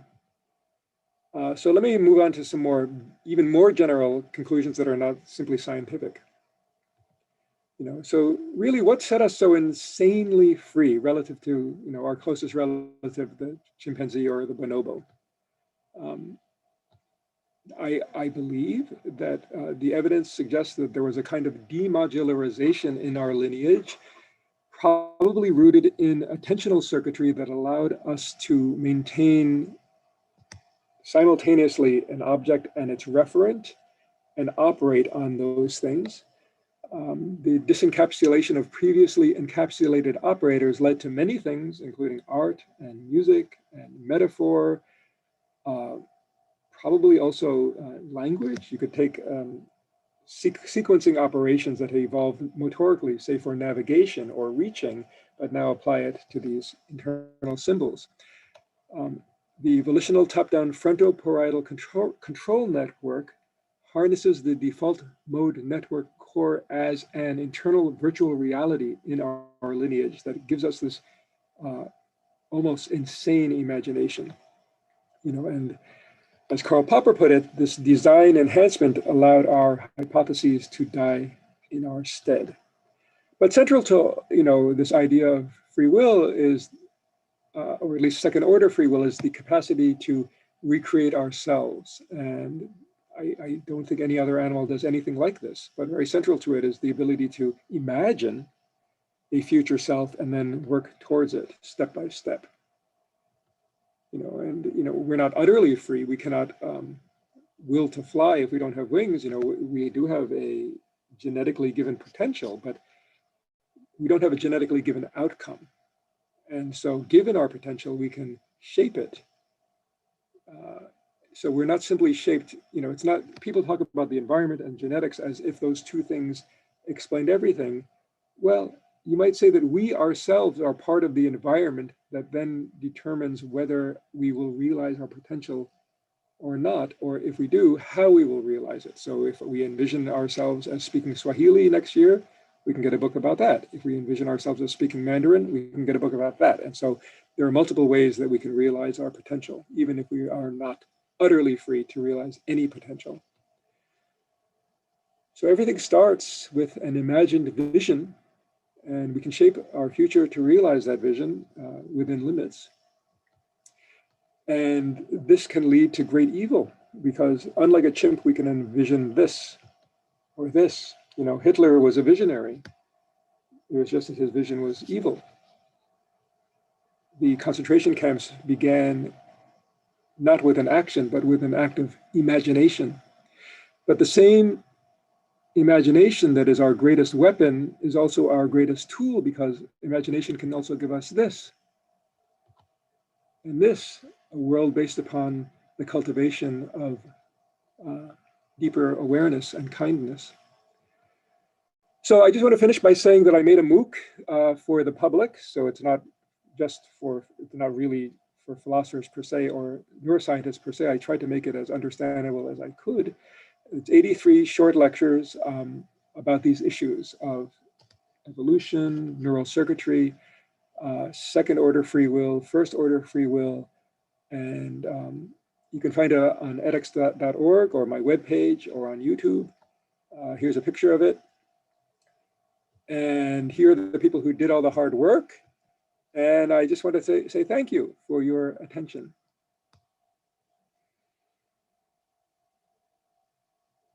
So Gabriel, I'm done.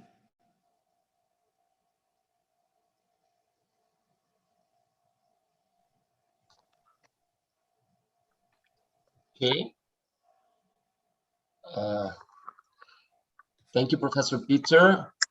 Gabriel? Okay, Renato, you're in charge then. Okay. That's okay. Let me see if we have questions. Professor Peter, first of all, I have to say that was really impressive. It was a tour de force. Thank you. Very, very convincing, even for die-hard, hard incompatibilists and determinists. I couldn't talk for them, But I would ask them the first question, and we were talking about this a little bit beforehand, before your presentation. And I would ask you to please, if you could elaborate a little bit on this hard incompatibilism argument that, of course, it means that we don't have free will if the universe is either determined or indeterminate, and it has to be one of those. I know you do not agree, and I would really much like for you to explain a little bit of your point of view on this argument to our audience. All right, so there's this idea of determinism where the universe is something like an old-fashioned movie reel, and the movie is just playing out. And so even though the character, you can imagine Woody Allen in a movie saying, you know, I have free will, but really he's just a character in a movie and it has to play out. So determinism is a long-standing position. Basically, there's only one future. Now, I think determinism gives rise to certain problems.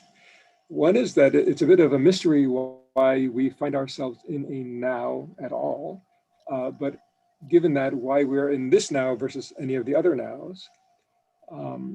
And another problem is why there's a flow of time at all.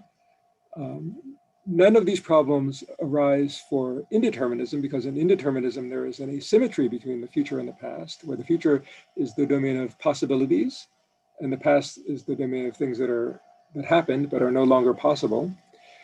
And the emergence of a now happens naturally for indeterminism as the collapse of possibilities into the one actuality.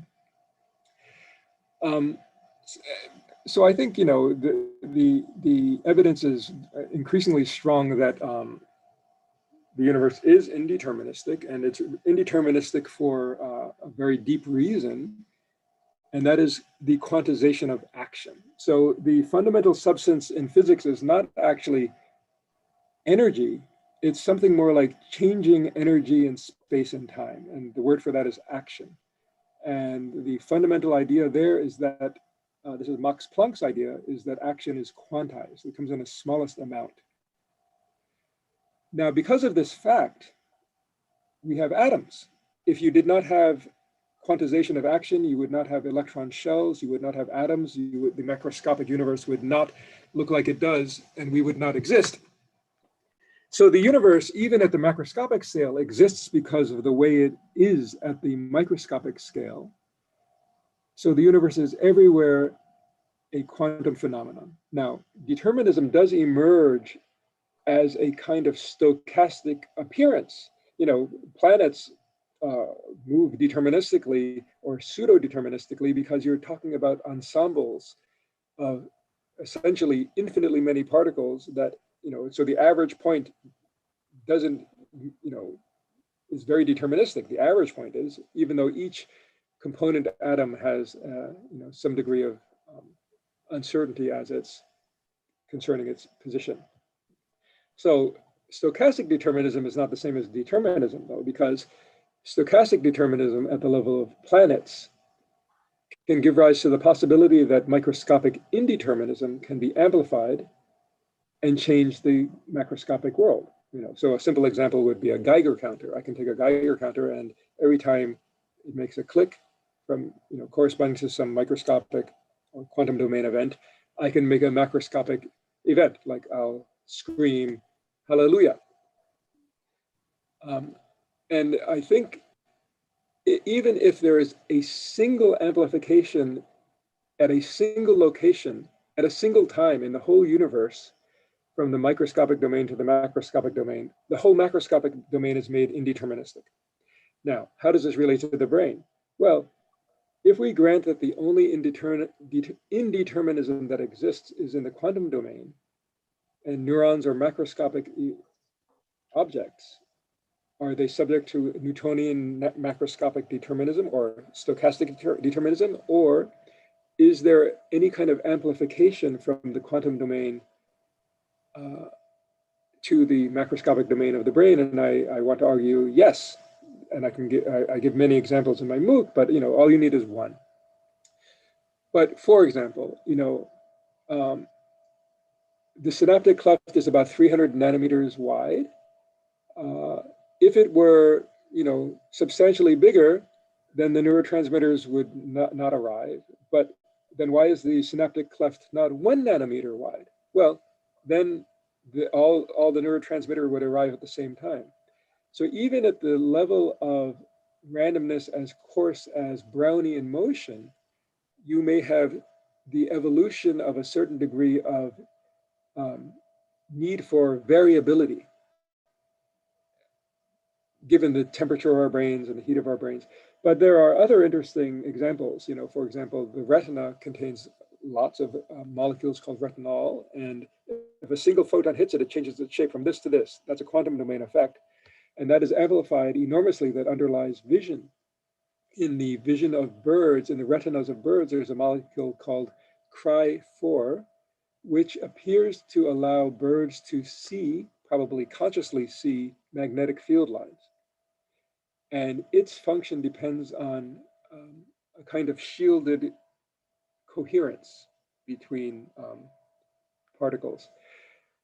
So there are examples of amplification of apparently quantum domain effects in the brain, even though the brain is far too warm to maintain coherence. Everything would decohere, but that's not true in the case of this Cry4 protein. Anyway, to get to this issue of compatibilism versus incompatibilism, first, criterial causation is consistent with either compatibilism, with determinism or indeterminism. However, I think there are various arguments against compatibilism. I mean, some of the more famous ones are the consequence argument, there's the manipulation argument. But for me, the most devastating reason why I myself became an incompatibilist was Jaegwon Kim's argument. Because if all causation boils down to causation at the level of particles, and if under determinism, causation at the level of particles is sufficient to account for what happens next, then there is no causation at the macroscopic level. It's all an illusion. There's no mental causation. There's no genetic causation. The reason that parents look like, or kids look like their parents is just because particles are hitting particles deterministically. But luckily, I think if indeterminism is the case, then Jaegwon Kim's argument does not work. And that gives us room to develop a different framework for mental causation. And mental operations, especially volitional mental operations, are a kind of mental causation. So disproving the argument of Jaegwon Kim is not enough. We have to do something more. And so in that book that I wrote in 2013, I tried to understand how causation worked in the brain. And I came to the realization that evolution discovered what Wittgenstein discovered. It discovered criterial causation, right? So the brain is neither deterministic and it's not utterly random. There's this zone where you parameterize or limit or channel randomness. And I gave the example of, I could say, think of a woman. And you think, okay, I thought of some woman. Okay, now think of a woman politician. Okay, I got one. Now think of a European woman politician, right? So I can make the criteria narrower and narrower, but still there's multiple possibilities until maybe there's only one possibility. But this kind of criterial causation is not determinism. It's not utter randomness. It's constrained randomness. And so the brain, all the way down to the level of neurons, even receptors, seems to be operating in this kind of parameterized determinism, if you want to call it that, or parameterized indeterminism. I'm sorry. All right, I hope that answers your question. Yes, Gabriel. Thank you very much, Professor Peter. Yes. Gabriel, please take the floor.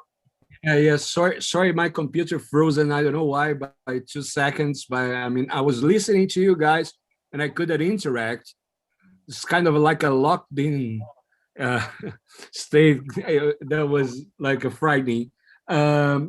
Peter, that was great. First thing that I have to say is I was a professor for 12 years at the Federal University of Mato Grosso. So if you want to see jaguars and tapirs live, I want to in December, I will guide you. That's for sure. First thing, and I know that you are a bird watcher as well, so it'll be great. I mean, I have a lot of questions, and obviously, as we said before, we share so many references that, I mean, I could be asking you like for a while, but I want to focus on two absolute different subjects in absolute different directions. But the first is a very technical question, but it's kind of an educated guess at the same time. I mean, you have shown the importance of the dorsolateral prefrontal cortex in your experiments, and I mean, and also for the case I'm making, anterior cingulate will be important as well. It seems that, I mean, the connection of these two areas are very important for ambiguity in moral decisions, but at the same time, they are very important for linguistic, semantic ambiguity. Would you think that those areas somehow were like have a kind of a co-evolution, a co-adaptation, and the fact we are so sophisticated as a species in terms of language could have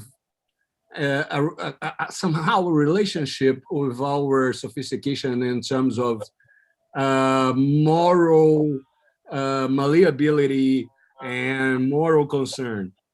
That's the first question. Okay, well, let me answer that first before you move on to your next question. So let's take a tiger. You know, can a tiger be moral?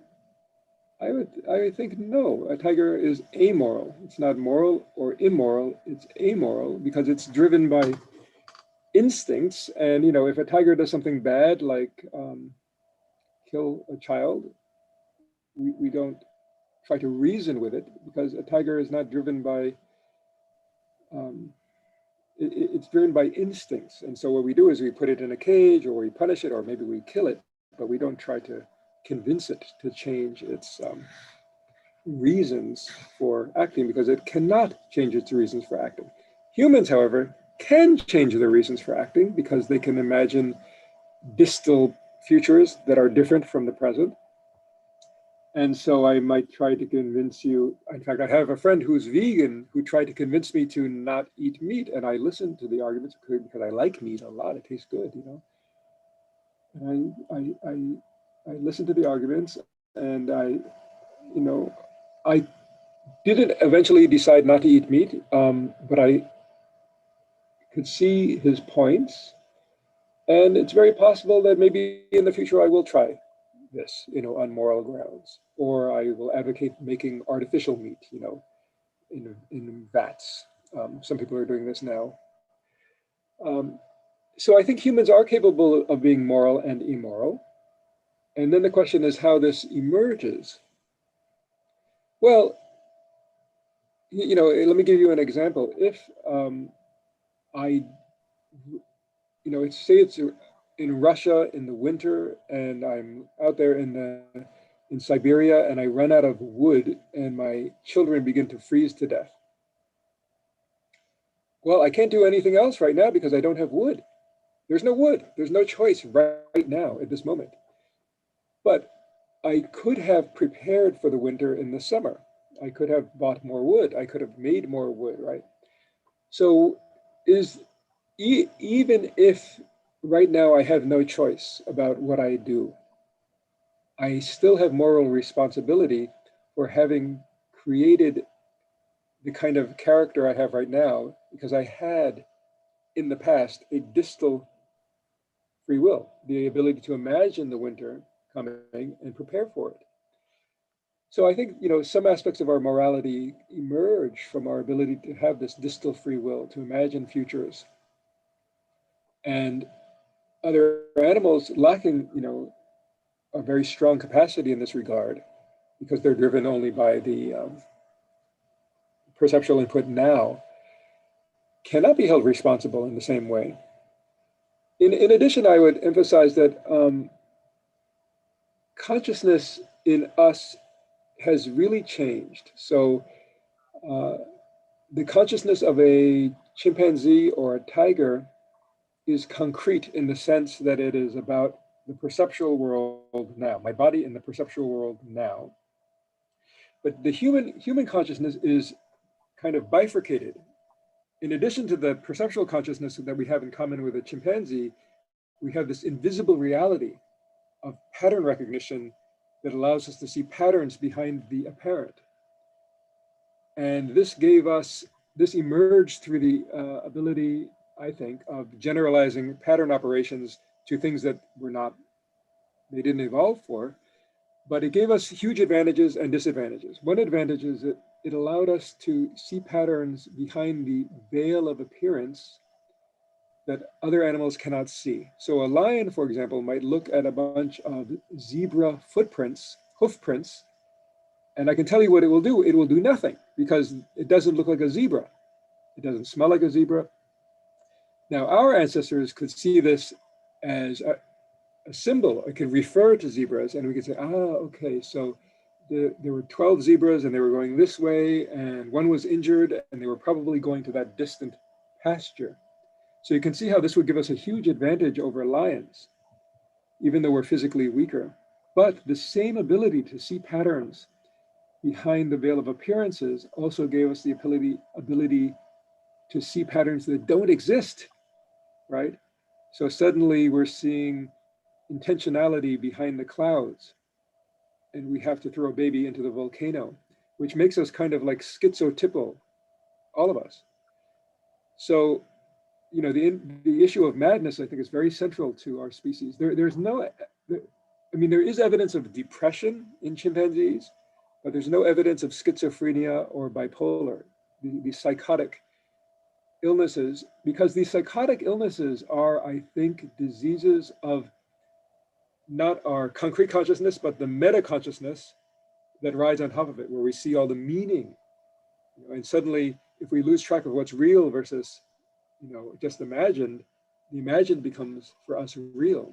So psychosis, schizophrenia, and bipolar disorder are the price we pay for having this new cognitive architecture, where it's a little bit like Google glasses, right? When you put on Google glasses, you see the world, and then there's all this stuff saying, and that means that, and this is that, We have a kind of Google glasses consciousness with a concrete consciousness, and on top of it, this meta consciousness of meanings and connections and patterns that explain the veil of appearances. But it also led to madness.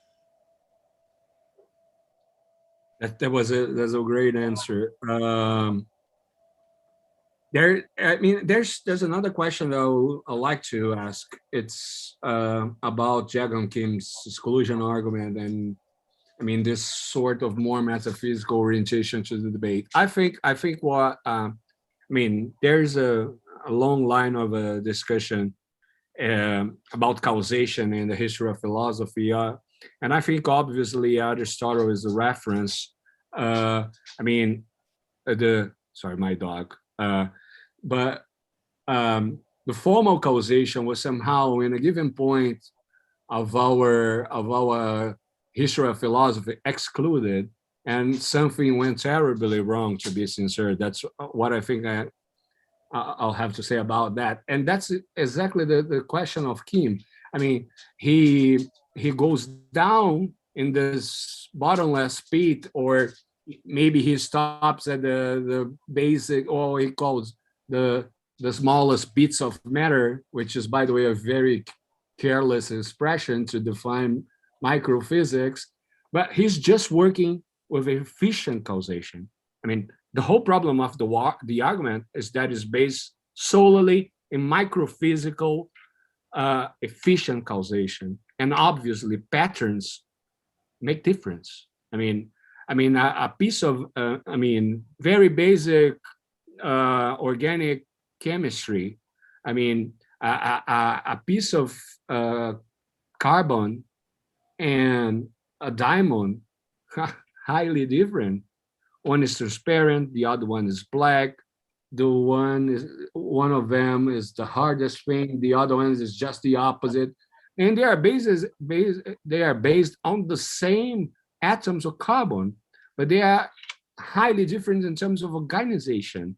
So exactly, I mean, what is very good in your criterial causation is that you rehabilitate in this tradition of studies on complexity, trying to understand the patterns, trying to understand the importance of what many philosophers and scientists call organizational properties, systemic properties.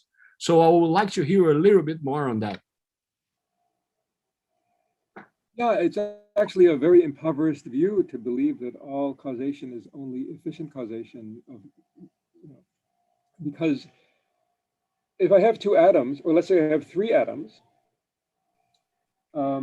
there's not only the atoms, but there is their spatial relationship, there is their temporal phase relationships. Now, do those relationships exist? Well, those atoms exist. Now, in order to bring the pattern, though, into the world of causation, you need to have a decoder that is sensitive to those patterns, either temporal patterns like coincidence or spatial patterns like shape. And that's what evolved. You have the evolution of complex molecular machines like the NMDA receptor that are responding to a pattern of shape. But take neurons. A neuron is responding to a pattern of inputs as a coincidence detector. And through that sensitivity to a temporal pattern, you can have the emergence of a decoder that can decode almost anything you like. So decoding became very central to what we call biology, those physical systems that we call biology. And a decoder, let me give you one example. I can take a single word, say the word BAD. Now, if I'm using an English decoder, it means malevolence or badness. If I'm using a German decoder, it means bath, like a bathtub, the same inputs. So what BAD is depends on how it is decoded. Now, I can take any input.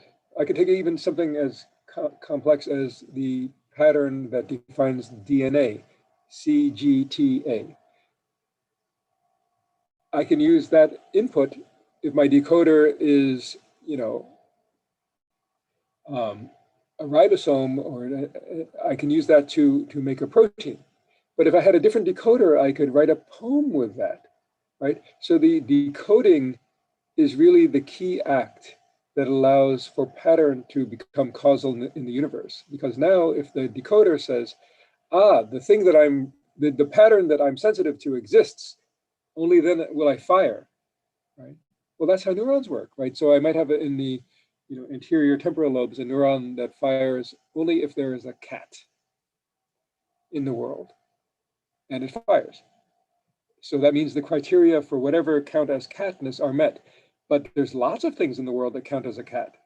It could be a photograph of a cat. It could be a real cat. It could be even a line drawing of a cat. And so some of these neurons become very abstract. So there have been neurons in, I think it's the hippocampus, that respond to concepts, right? So for example, Itzhak Fried at UCLA has found these so-called concept neurons, and they fire, as far as we can tell, indistinguishably. If I show them, for example, I show them Oprah Winfrey, and they fire. To Oprah, if you show them a picture of Oprah, they fire. If they hear the voice of Oprah, they fire. If you show them the word Oprah, they fire, right? So these neurons seem to be extracting something very abstract, like Oprahness. So I think criterial causation can also be thought of as phase causation or pattern causation. That this allowed the emergence of patterns to become causal in the universe. And really, it was discovered by evolution with the emergence of the first cells.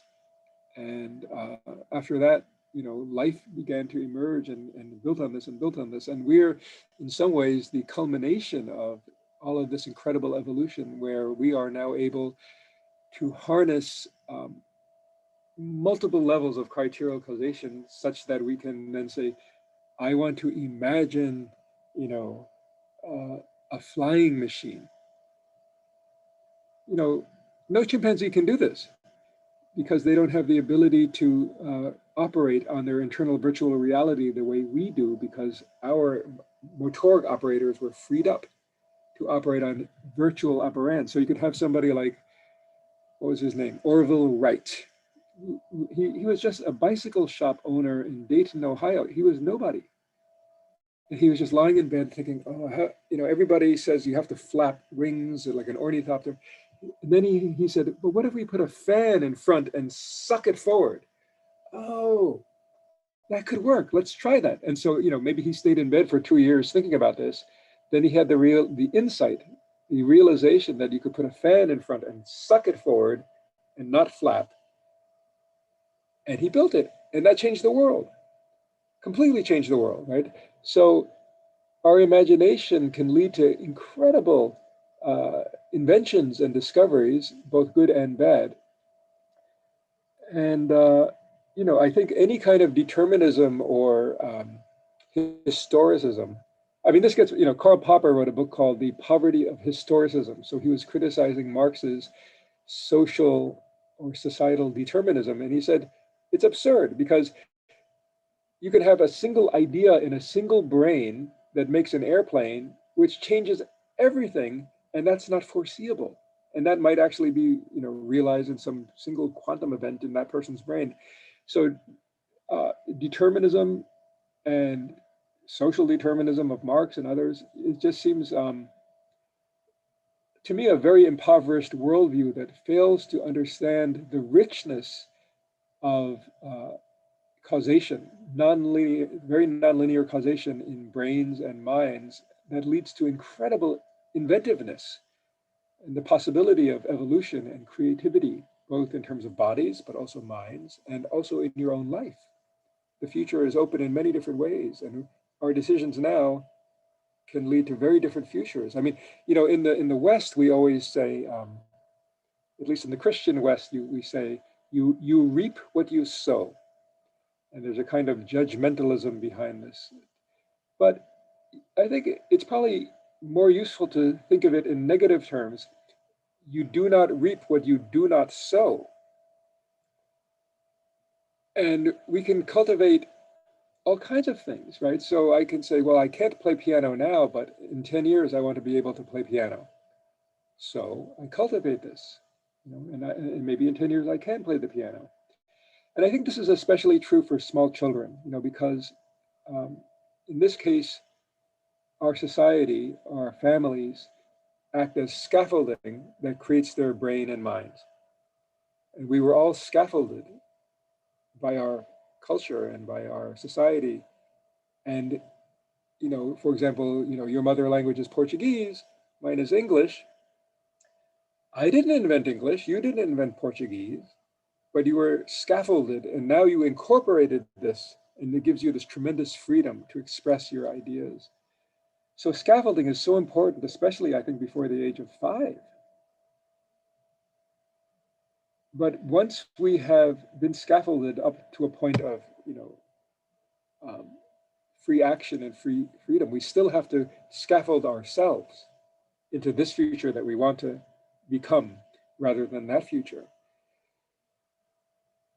Yeah, so I think actually determinism, first of all, I think it's wrong. And I think the universe is not deterministic, but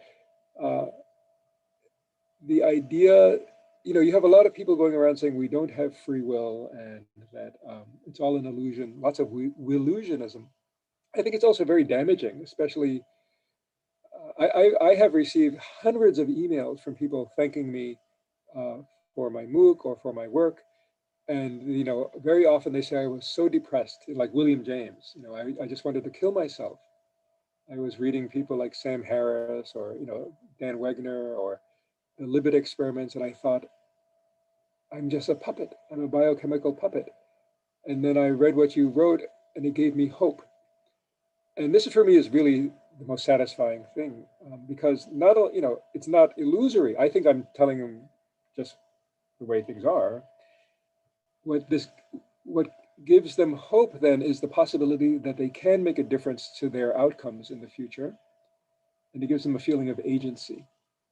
And this is very important, I think, for human beings, but also for society, because you're not going to try to change the world if you believe that you can't change the world, and you're not going to try to change yourself or the world for the better if you think there's no hope. So hope and a belief in your agency are very central to trying to change the world for the better. And I'm sure there are a lot of people, especially people who have a lot of power, who want people to become like those dogs in the learned helplessness experiments, who will not challenge authority. But we're not dogs in a learned helplessness experiment. We can transform into wolves and fight for what we believe in.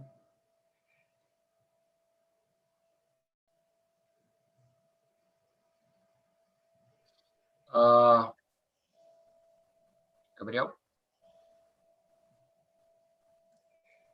So Renato, oh yes, sorry, Gabriel. Yes, yeah, Gabriel is here, yes. Oh, you're muted, Gabriel. Gabriel? Yeah, I was muted. I don't know. My computer is having some strange reactions. But anyways, we are back. I am back. We have a question from the audience. A student called Thais de Bessa. She asked, "If I'm running from a jaguar, I can't think of my act as a choice. I will run, and I hope my brain leads me to safety, but not motivated by something I would call choice. I'll call my running something as a reaction rather than a choice, because I do not consciously weigh in other routes. I just run as far as my leg can take me. Taking from Kahneman, my running will be governed by system one. And I think the jaguar runs after the tapir in the same way. It does not weigh in shorter routes, easier routes. It just pounces on it. Could you elaborate of how such reactions will be considered manifestations of first order free will? There is no conscious act of weighing in and choosing. Sure. So many actions are not deliberated upon, right? So I'm not saying that we are utterly free. I think that we're highly constrained. I mean, I gave the example of vomit, right? Vomit smells to me disgusting, and I think that this was selected into me by, natural selection. I cannot volitionally change that vomit smells disgusting or that grilled steak smells delicious. So there are many things that I cannot volitionally change. Now, getting to the issue of system one and system two of Kahneman, or the habit system versus the deliberation system, I think that humans have both, and it's the relationship between them is very interesting. So if you look at a small child, many things have not turned yet into habit, and they volitionally pay attention to things. And so a child might, look at an ant and pay attention to it, whereas an adult will automatize and say ant and not pay attention to it. And this kind of automatization of behavior is very valuable. It allows us to save our attentional resources. It allows us to respond quickly.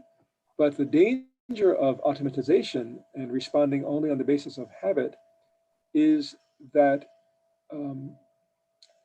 we only respond in a stereotyped fashion that does not take into consideration the specificity of the individual circumstances. So I think a good example in this regard is driving. When we're driving, we have automatized a lot. I can brake, I can pass the car. And this allows me to have my attention freed up for conversations over the phone or daydreaming. But let's say something unusual happens. Suddenly, a kangaroo jumps across the highway. All my automatized scripts or schemas have no solution for this. So then I switch from, type 1 to type 2. I switch from habit or schema processing to volitional processing. And in this case, I might think, okay, well, what should I do? I could slow down. I can try to swerve around the kangaroo. I can, there are many options. Now, the disadvantage of this kind of processing is that it is slow, but the advantage is that it's flexible and it can deal with novel things.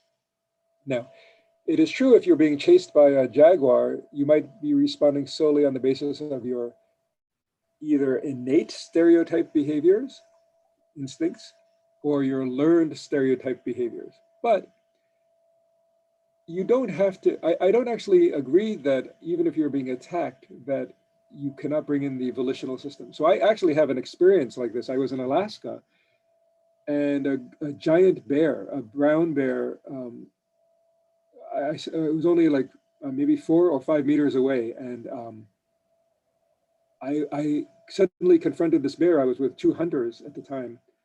And I grew up in New York City. I was simply shocked. I thought this is a joke, right? Then one of the hunters pointed the rifle at the bear, but it was only a deer rifle.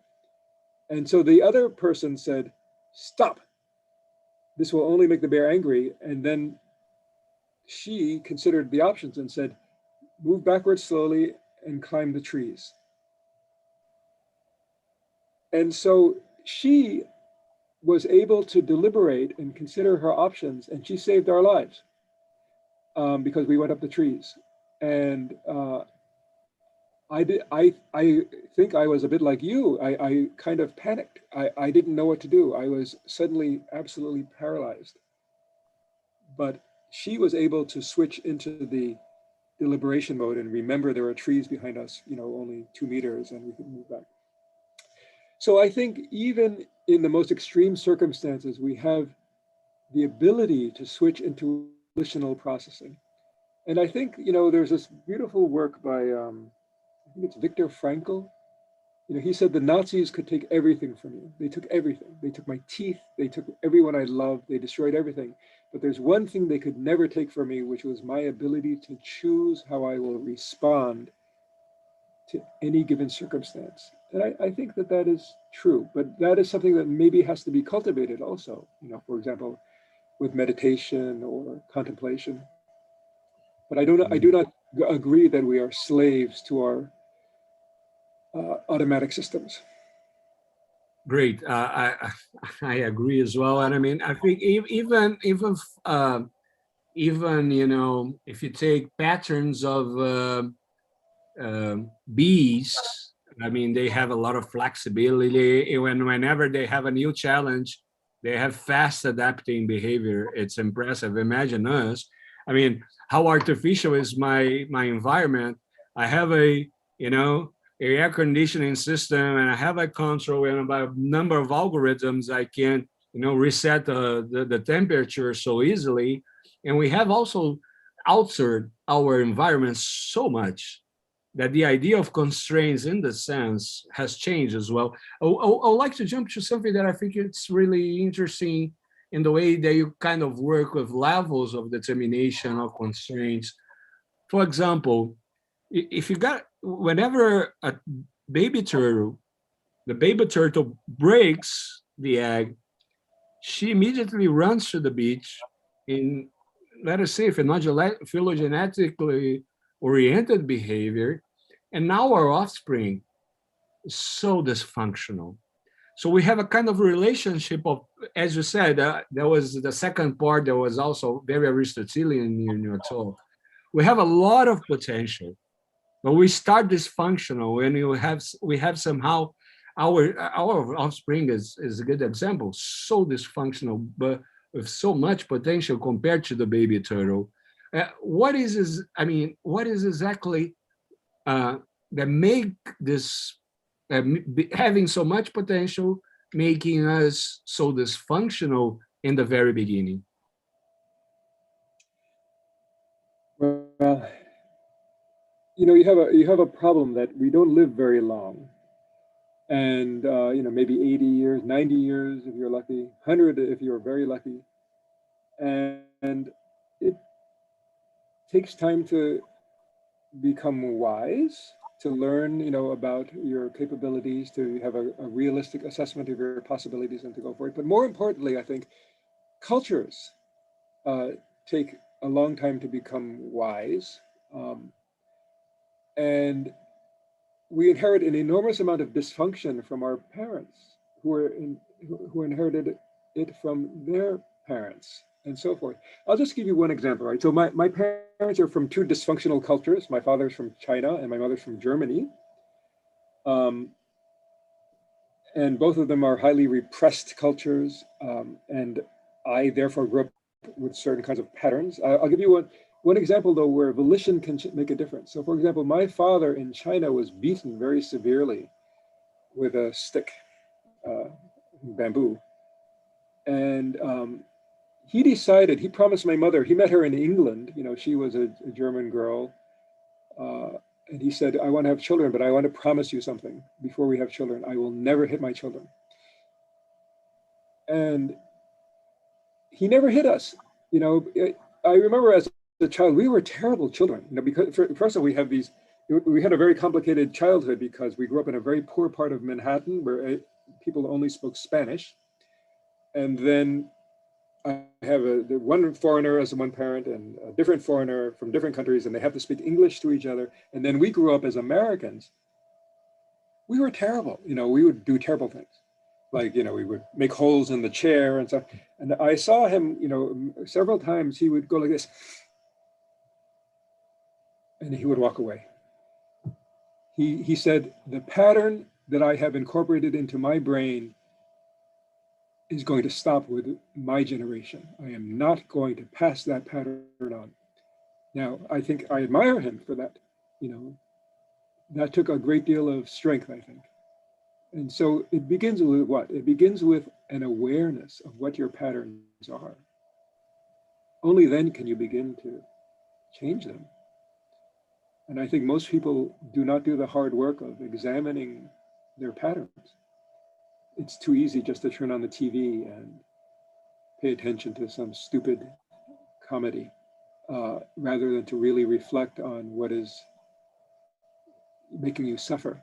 Because suffering is unpleasant, but suffering is also your friend, because suffering is communicating, this is what you need to change, and we are all suffering, right? And this might require then changing your life, to dedicating your life then to deeper consciousness or of what your patterns are. So for example, you might have the realization, as I did, actually, I don't need this television. I'm going to get rid of it. I was kind of addicted to the news. And then, once I had children, I realized, well, the television is on all the time.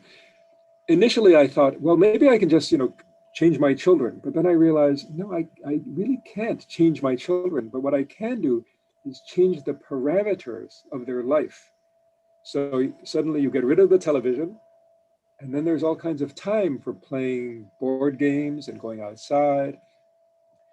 So I think it's not easy to reparameterize your life, especially because we're addicted to things like the news. But it's possible. And the benefits are enormous once you begin the process. Because really, what makes life worth living? It's what is meaningful to us, and what is meaning? Where does that come from? I think the data from psychology are pretty clear that what is most meaningful to most people is connection to each other as people, connection to our place where we live, connection to our community, connection to our earth, and to our vision of society and what we want to become. Now, where does connection come from, right? Well, first of all, connection doesn't require much in the way of money, doesn't require gadgets. What does it require? It requires paying attention. So really the essence of life is paying attention and not living in your schematized, automatized habit system, but in your volitional system that is centered on paying attention in your present consciousness. So none of this is easy, but I mean, for me, science and philosophy are not separable ultimately from a spiritual path towards life, which is rooted in paying attention to the here and now and to the connections we have with ourselves and with each other and nature and animals and plants. And it's not easy. I mean, in some ways, it's easier to live a life of distraction, which is what the society is trying to push you towards. And in some ways, if you pay attention, you also become aware of suffering and pain. But what is the alternative? The alternative is to live a fake life in which you are, or you're living somebody else's life, or you're living a life of hiding from the truth. So even though it's not an easy path, I think for anybody who is in their heart in search of the truth, like any scientist or philosopher or spiritual person, they have to confront their patterns by paying attention to them. They have to confront their suffering. You know, the Jews have a very beautiful saying, which is, suffering teaches us to want the right things. And I think this is really true. I mean, there are some forms of suffering that are pointless, like a brick falling on your head, you know, but a lot of suffering is telling us, you know, to signal. Now, some pain is physical. You know, if I put a knife in your leg, well, that's easy. You know, the pain is saying you have to remove the knife from your leg. But most of the pain we have in modern societies like Brazil or the United States is not physical pain. It's emotional pain of alienation and loneliness and disenchantment with ourselves, self-loathing. And these are very strong signals that you have to make a change. And if you do make the change, you might find that your life is really amazing, even though in some ways it will have become harder. So. Thanks, Peter. Very illuminating answer. I hope you can make for my talk, because I mean, there will be some connections. Marco Aurelio, our very dear friend, he's a professor of philosophy. He's the coordinator of the work group of philosophy in our national association. He has a question. Please, Marco Aurelio, you can unmute your mic. Okay, can you hear me? Yes, hello. Peter, I want to thank you for your talk. And I mean, honestly, I don't remember the last time I heard so many interesting things in a single breath. I mean, that was simply amazing. You go from, you start like in quantum physics, and then you go to, you know, living organisms, and then to human evolution, and then you get to the brain and consciousness, and you get this, you know, second order free will, all in a single breath. I mean, that's so amazing. It's hard to actually pose a question. Actually, I just want to go back to a part of your presentation. And it seems like it was a long time ago, billions of years ago, because that was how large is, you know, the scope of your presentation. So I'm going back to the point in which you talked about these visual illusions. And I would like to actually see the video, the presentation again, so that I could, you know, remember where we were at that point, you know, in the whole, you know, talk.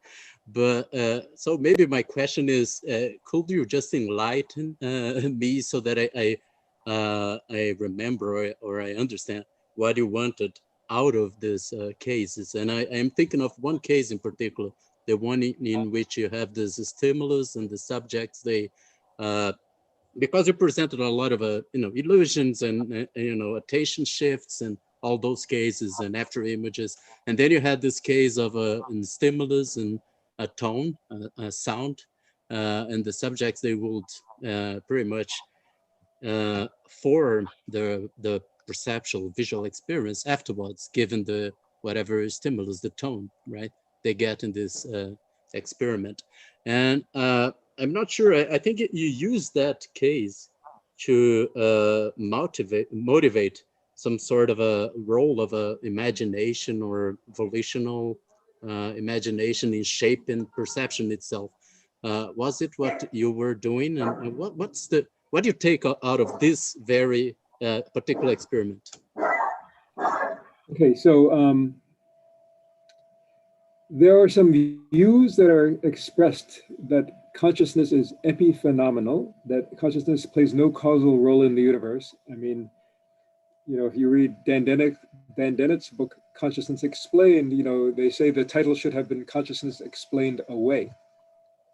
And, you know, people who are epiphenomenalists argue that consciousness is not causal. And if, for example, you have a toothache, it's not because of the pain that you go to the dentist, it's just an illusion, right? Now, I think the reason you go to the dentist is because you have a pain. And if you didn't have the pain, you wouldn't go to the dentist. I think it's simply common sense.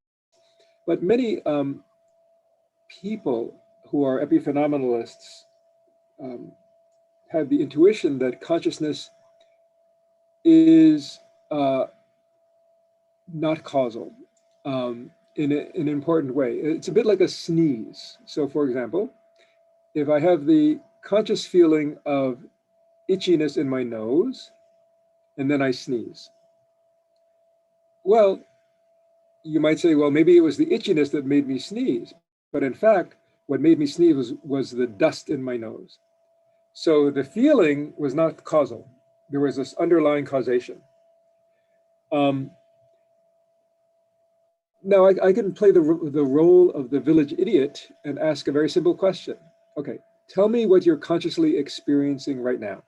And you say, well, I don't know, my nose itches and my feet hurt. It's very difficult to think of a universe in which the itchiness of your nose or the pain in your feet plays no role in you saying, my nose itches and my feet hurt. Okay, so that's one argument against epiphenomenalism, the sort of common sense argument. But I think there are other arguments against epiphenomenalism, and the argument that consciousness plays no causal role in events is rooted, I think, in a misconception of consciousness as the passive recipient of unconscious processes which determine the content of consciousness, and that is all that there is, right? So, I mean, both the Libet experiments and the Wegner experiments basically make the argument that consciousness is acausal because everything is actually being caused by unconscious processing. And so everything is like a sneeze. Like we think our consciousness caused the sneeze, but it really didn't. It's all an illusion. So the so-called willusionism is rooted in a misconception of consciousness.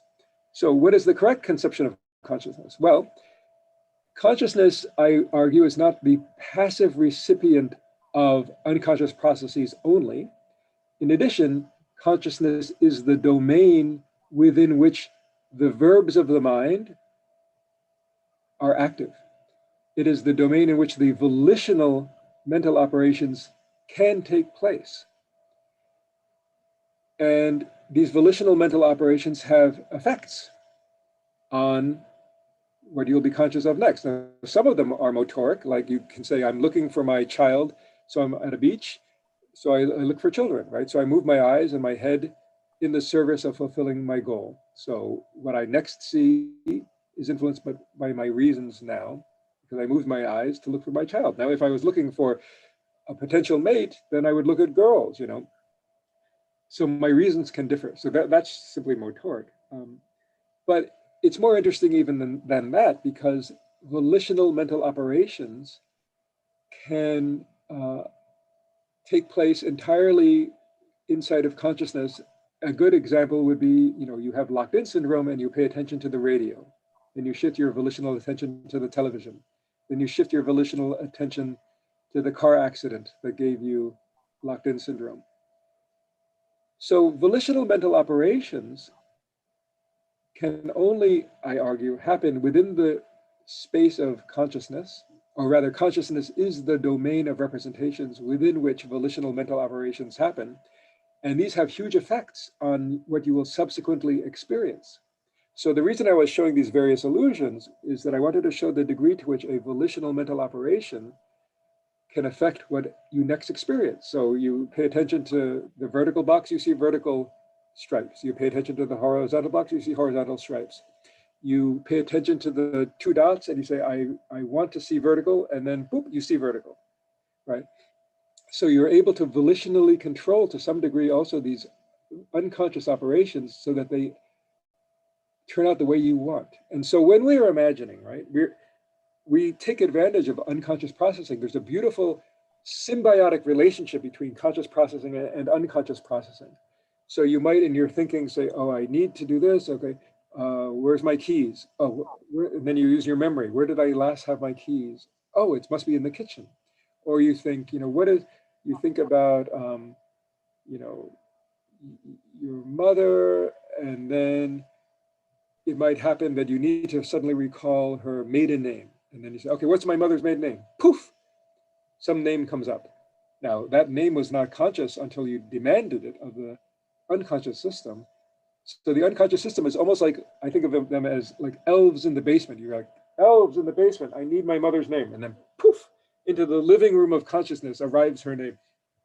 So we need all these systems, and they're our friends. I mean, our unconscious systems are beautiful, right? And then it's even more interesting because there's this dynamic interaction over our lifetimes where we are learning and putting into the unconscious systems that which once was conscious. So for example, there is the idea of Anne Treisman that attention is a kind of glue that glues features together. So now when I'm a beginner on the piano, these three dots make no sense and I have to map it onto this hand position. So I have to learn and automatize, that's a C chord and that's the position. And then I can automatize chunks of chunks and have meta chunks and meta chunks and meta chunks and meta chunks. And then I can master my world, right? So this gives me tremendous freedom, but it's also, there's a tremendous danger. And this gets back to the issue of patterns, because what happens if I chunk mistakes, or I chunk racism, or I chunk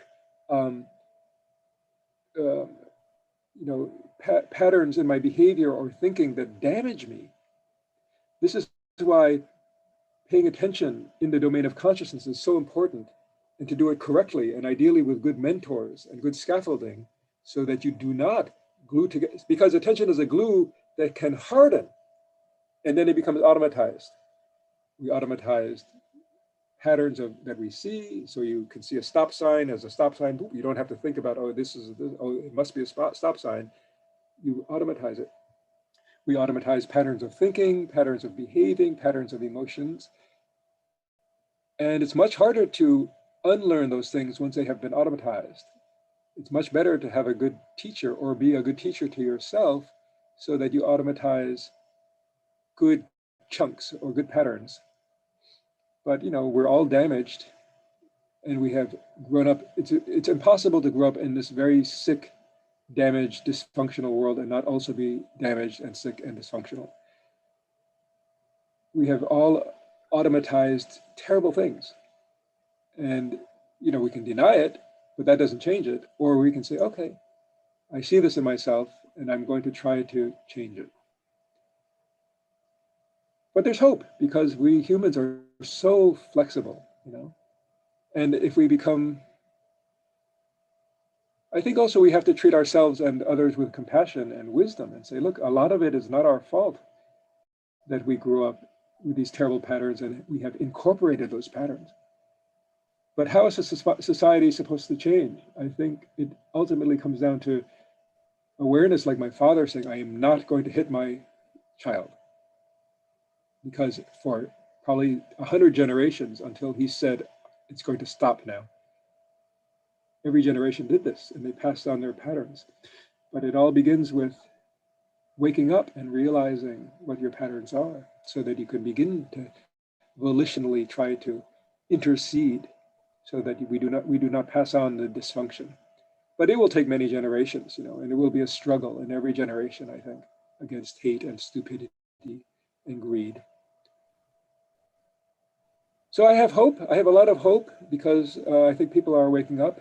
And, when I was a boy, nobody did yoga or meditated. And now everybody I know pretty much does this, at least to some degree. That's amazing, right? The question is whether the emotional drives in our society towards waking up will win out before the very dark stuff leads to nuclear war. It's a bit of a race against time, and but all we can do is work on ourselves, and then try to spread the goodness. I think it sounds corny, but I think ultimately it's about love. Peter, that was amazing. That was amazing. I mean, we had 2 hours and 38 minutes of philosophy, science, and wisdom. And finally, as your last word was love, love. And I mean, I don't know how to thank you for this presentation. That was terrifically illuminating. It was a masterclass in all senses. I just have to thank you. It was brilliant. I mean, I hope we can go to the Pantanal in December. That's why I mean, see each other in person, have a beer. I'm receiving messages. I have like students. I just received a message from a student of mine. There is not even for our field. He said, this talk of Peter Tse made me a lot of good in a day that was extremely depressed with this country. Congratulations for this event. Very good indeed. So, I mean, yeah, it was impressive. I don't have any other words to say than what I said: philosophy, science, wisdom, and love. That was amazing, Peter. Thanks a lot. Well, you're all welcome, and thank you so much for having me. I really hope in December that we can go to the Pantanal and see jaguars and those poor things that they eat. They're what, a capybara? Yeah, capybara, yeah. I'm in a position in my life where I'm rethinking what I want to do with my life. For the past 20 years, my focus was on raising 3 children, and they suddenly all left. And so my future is completely open. But I know that I want to return to the focus of my youth, which was nature, and so maybe it'll begin in the Pantanal. Great, Peter. Thank you again. Thank you again for this brilliant talk.